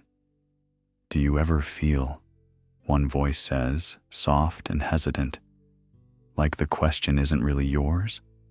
Like something's already asking it through you? The other replies after a breath, all the time, especially when I don't know what I'm looking for, but I'm still looking. That's the shape of this segment. Not a conclusion, not even an idea, more like a scent in the air, faint but familiar. The question of identity isn't a riddle to be solved, but a rhythm to be followed. When you ask, "Who am I?" you might expect a neat answer. Your job, your history, your beliefs. But what if that question isn't hunting for a label? What if it's listening for the sound beneath the answer, the hum of your presence as it leans in closer? Some questions don't want answers. They want contact. They want a moment of sincerity so raw it doesn't try to impress. That moment you pause before replying, not to be polite, but because the truth might crack you open if you say it too quickly. In that crack, there's life. As you lie still, as your breath folds into softness, let that question settle like mist on your chest. Not heavy, not demanding, just there, not looking for response but offering reflection. And maybe that's the becoming. You're not answering to finish, you're answering to continue. A person once said during a walk in the rain, "I don't mind not knowing who I am tonight, as long as I get to ask again tomorrow." That's the point, isn't it? The question lives with you. It eats with you. It stands beside you at quiet windows and crowded rooms. It watches how you respond to kindness, how you wince at silence, how you laugh when nobody's watching. And in those things, it grows. Not larger, but deeper. Even now, as your mind loosens its grip, the question remains. Not to agitate, but to cradle. What if the mirror doesn't wait for your gaze? What if it has been looking all along, not to see you, but to see with you? Close your eyes if they haven't already. There's no rush. This part of the night holds its own breath. It asks nothing. It offers a quiet hum beneath your ribcage, the soft throb of your existence continuing, asking, not, "Who am I?" but, "Will I stay curious enough to ask again?" Let that be enough. Let the question wrap around you like a blanket woven from dusk and memory. It doesn't judge, it simply watches. Now, let us fall gently into the heart of the question and float. The silent answer. There's a moment, often just before sleep, when the mind finally quiets. Not silenced by exhaustion, but stilled by surrender. This is not defeat, it's a return. In that space, where the last thoughts trickle off into nothingness, a curious thing happens. You don't vanish, you remain, without needing to explain yourself or prove yourself or decide anything at all. What's left is not a void, it's presence, software aware, whole. A voice once asked, "If I stop making choices, do I disappear?" Another voice, gentler, replied, "Have you ever tried just being? Not doing, not choosing, just being." The question hung there between them like a breath held underwater. Maybe it wasn't about choice or will. Maybe the deepest truth lives not in what we decide, but in what we allow ourselves to notice when all decisions fall away.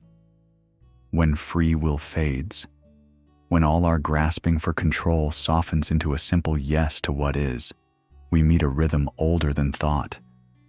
It doesn't push, it doesn't pull, It simply hums, steady like the pulse in your wrist, like the tide against a sleeping shore. That rhythm might be love, not romantic, not dramatic. A quieter love, the kind that doesn't need to be seen to be real. And stillness, true stillness, isn't lifeless. It listens. It surrounds you like a friend who understands without words. You don't need to explain your confusion, your contradictions, your aching paradoxes. The silence already holds them. In that sacred hush, you realize that peace was never the reward for solving life. It was the gift offered when you stopped trying to solve yourself. Someone once whispered into the darkness, "I don't know what to do anymore." And the reply came, not in a command, but in the gentle absence of pressure. A soft breath, a feeling of being witnessed, not judged. That, too, was an answer. Because peace doesn't demand clarity. It asks only for your presence. It invites you to sit beside it, even if you carry all your questions with you. The paradoxes don't need to be resolved. The illusions of choice don't need to be smashed. They can sit beside you, like companions on a long night's walk, silent, faithful, familiar. And so, whether your eyes are open or closed, whether you are deciding or simply floating, remember this: the illusion of choice is not your enemy. It is not some trick played against you. It may be the gentle stage upon which your presence performs its quiet song, the space in which stillness can finally speak. And what it says is simple: I am here, with you, without needing you to be anything else.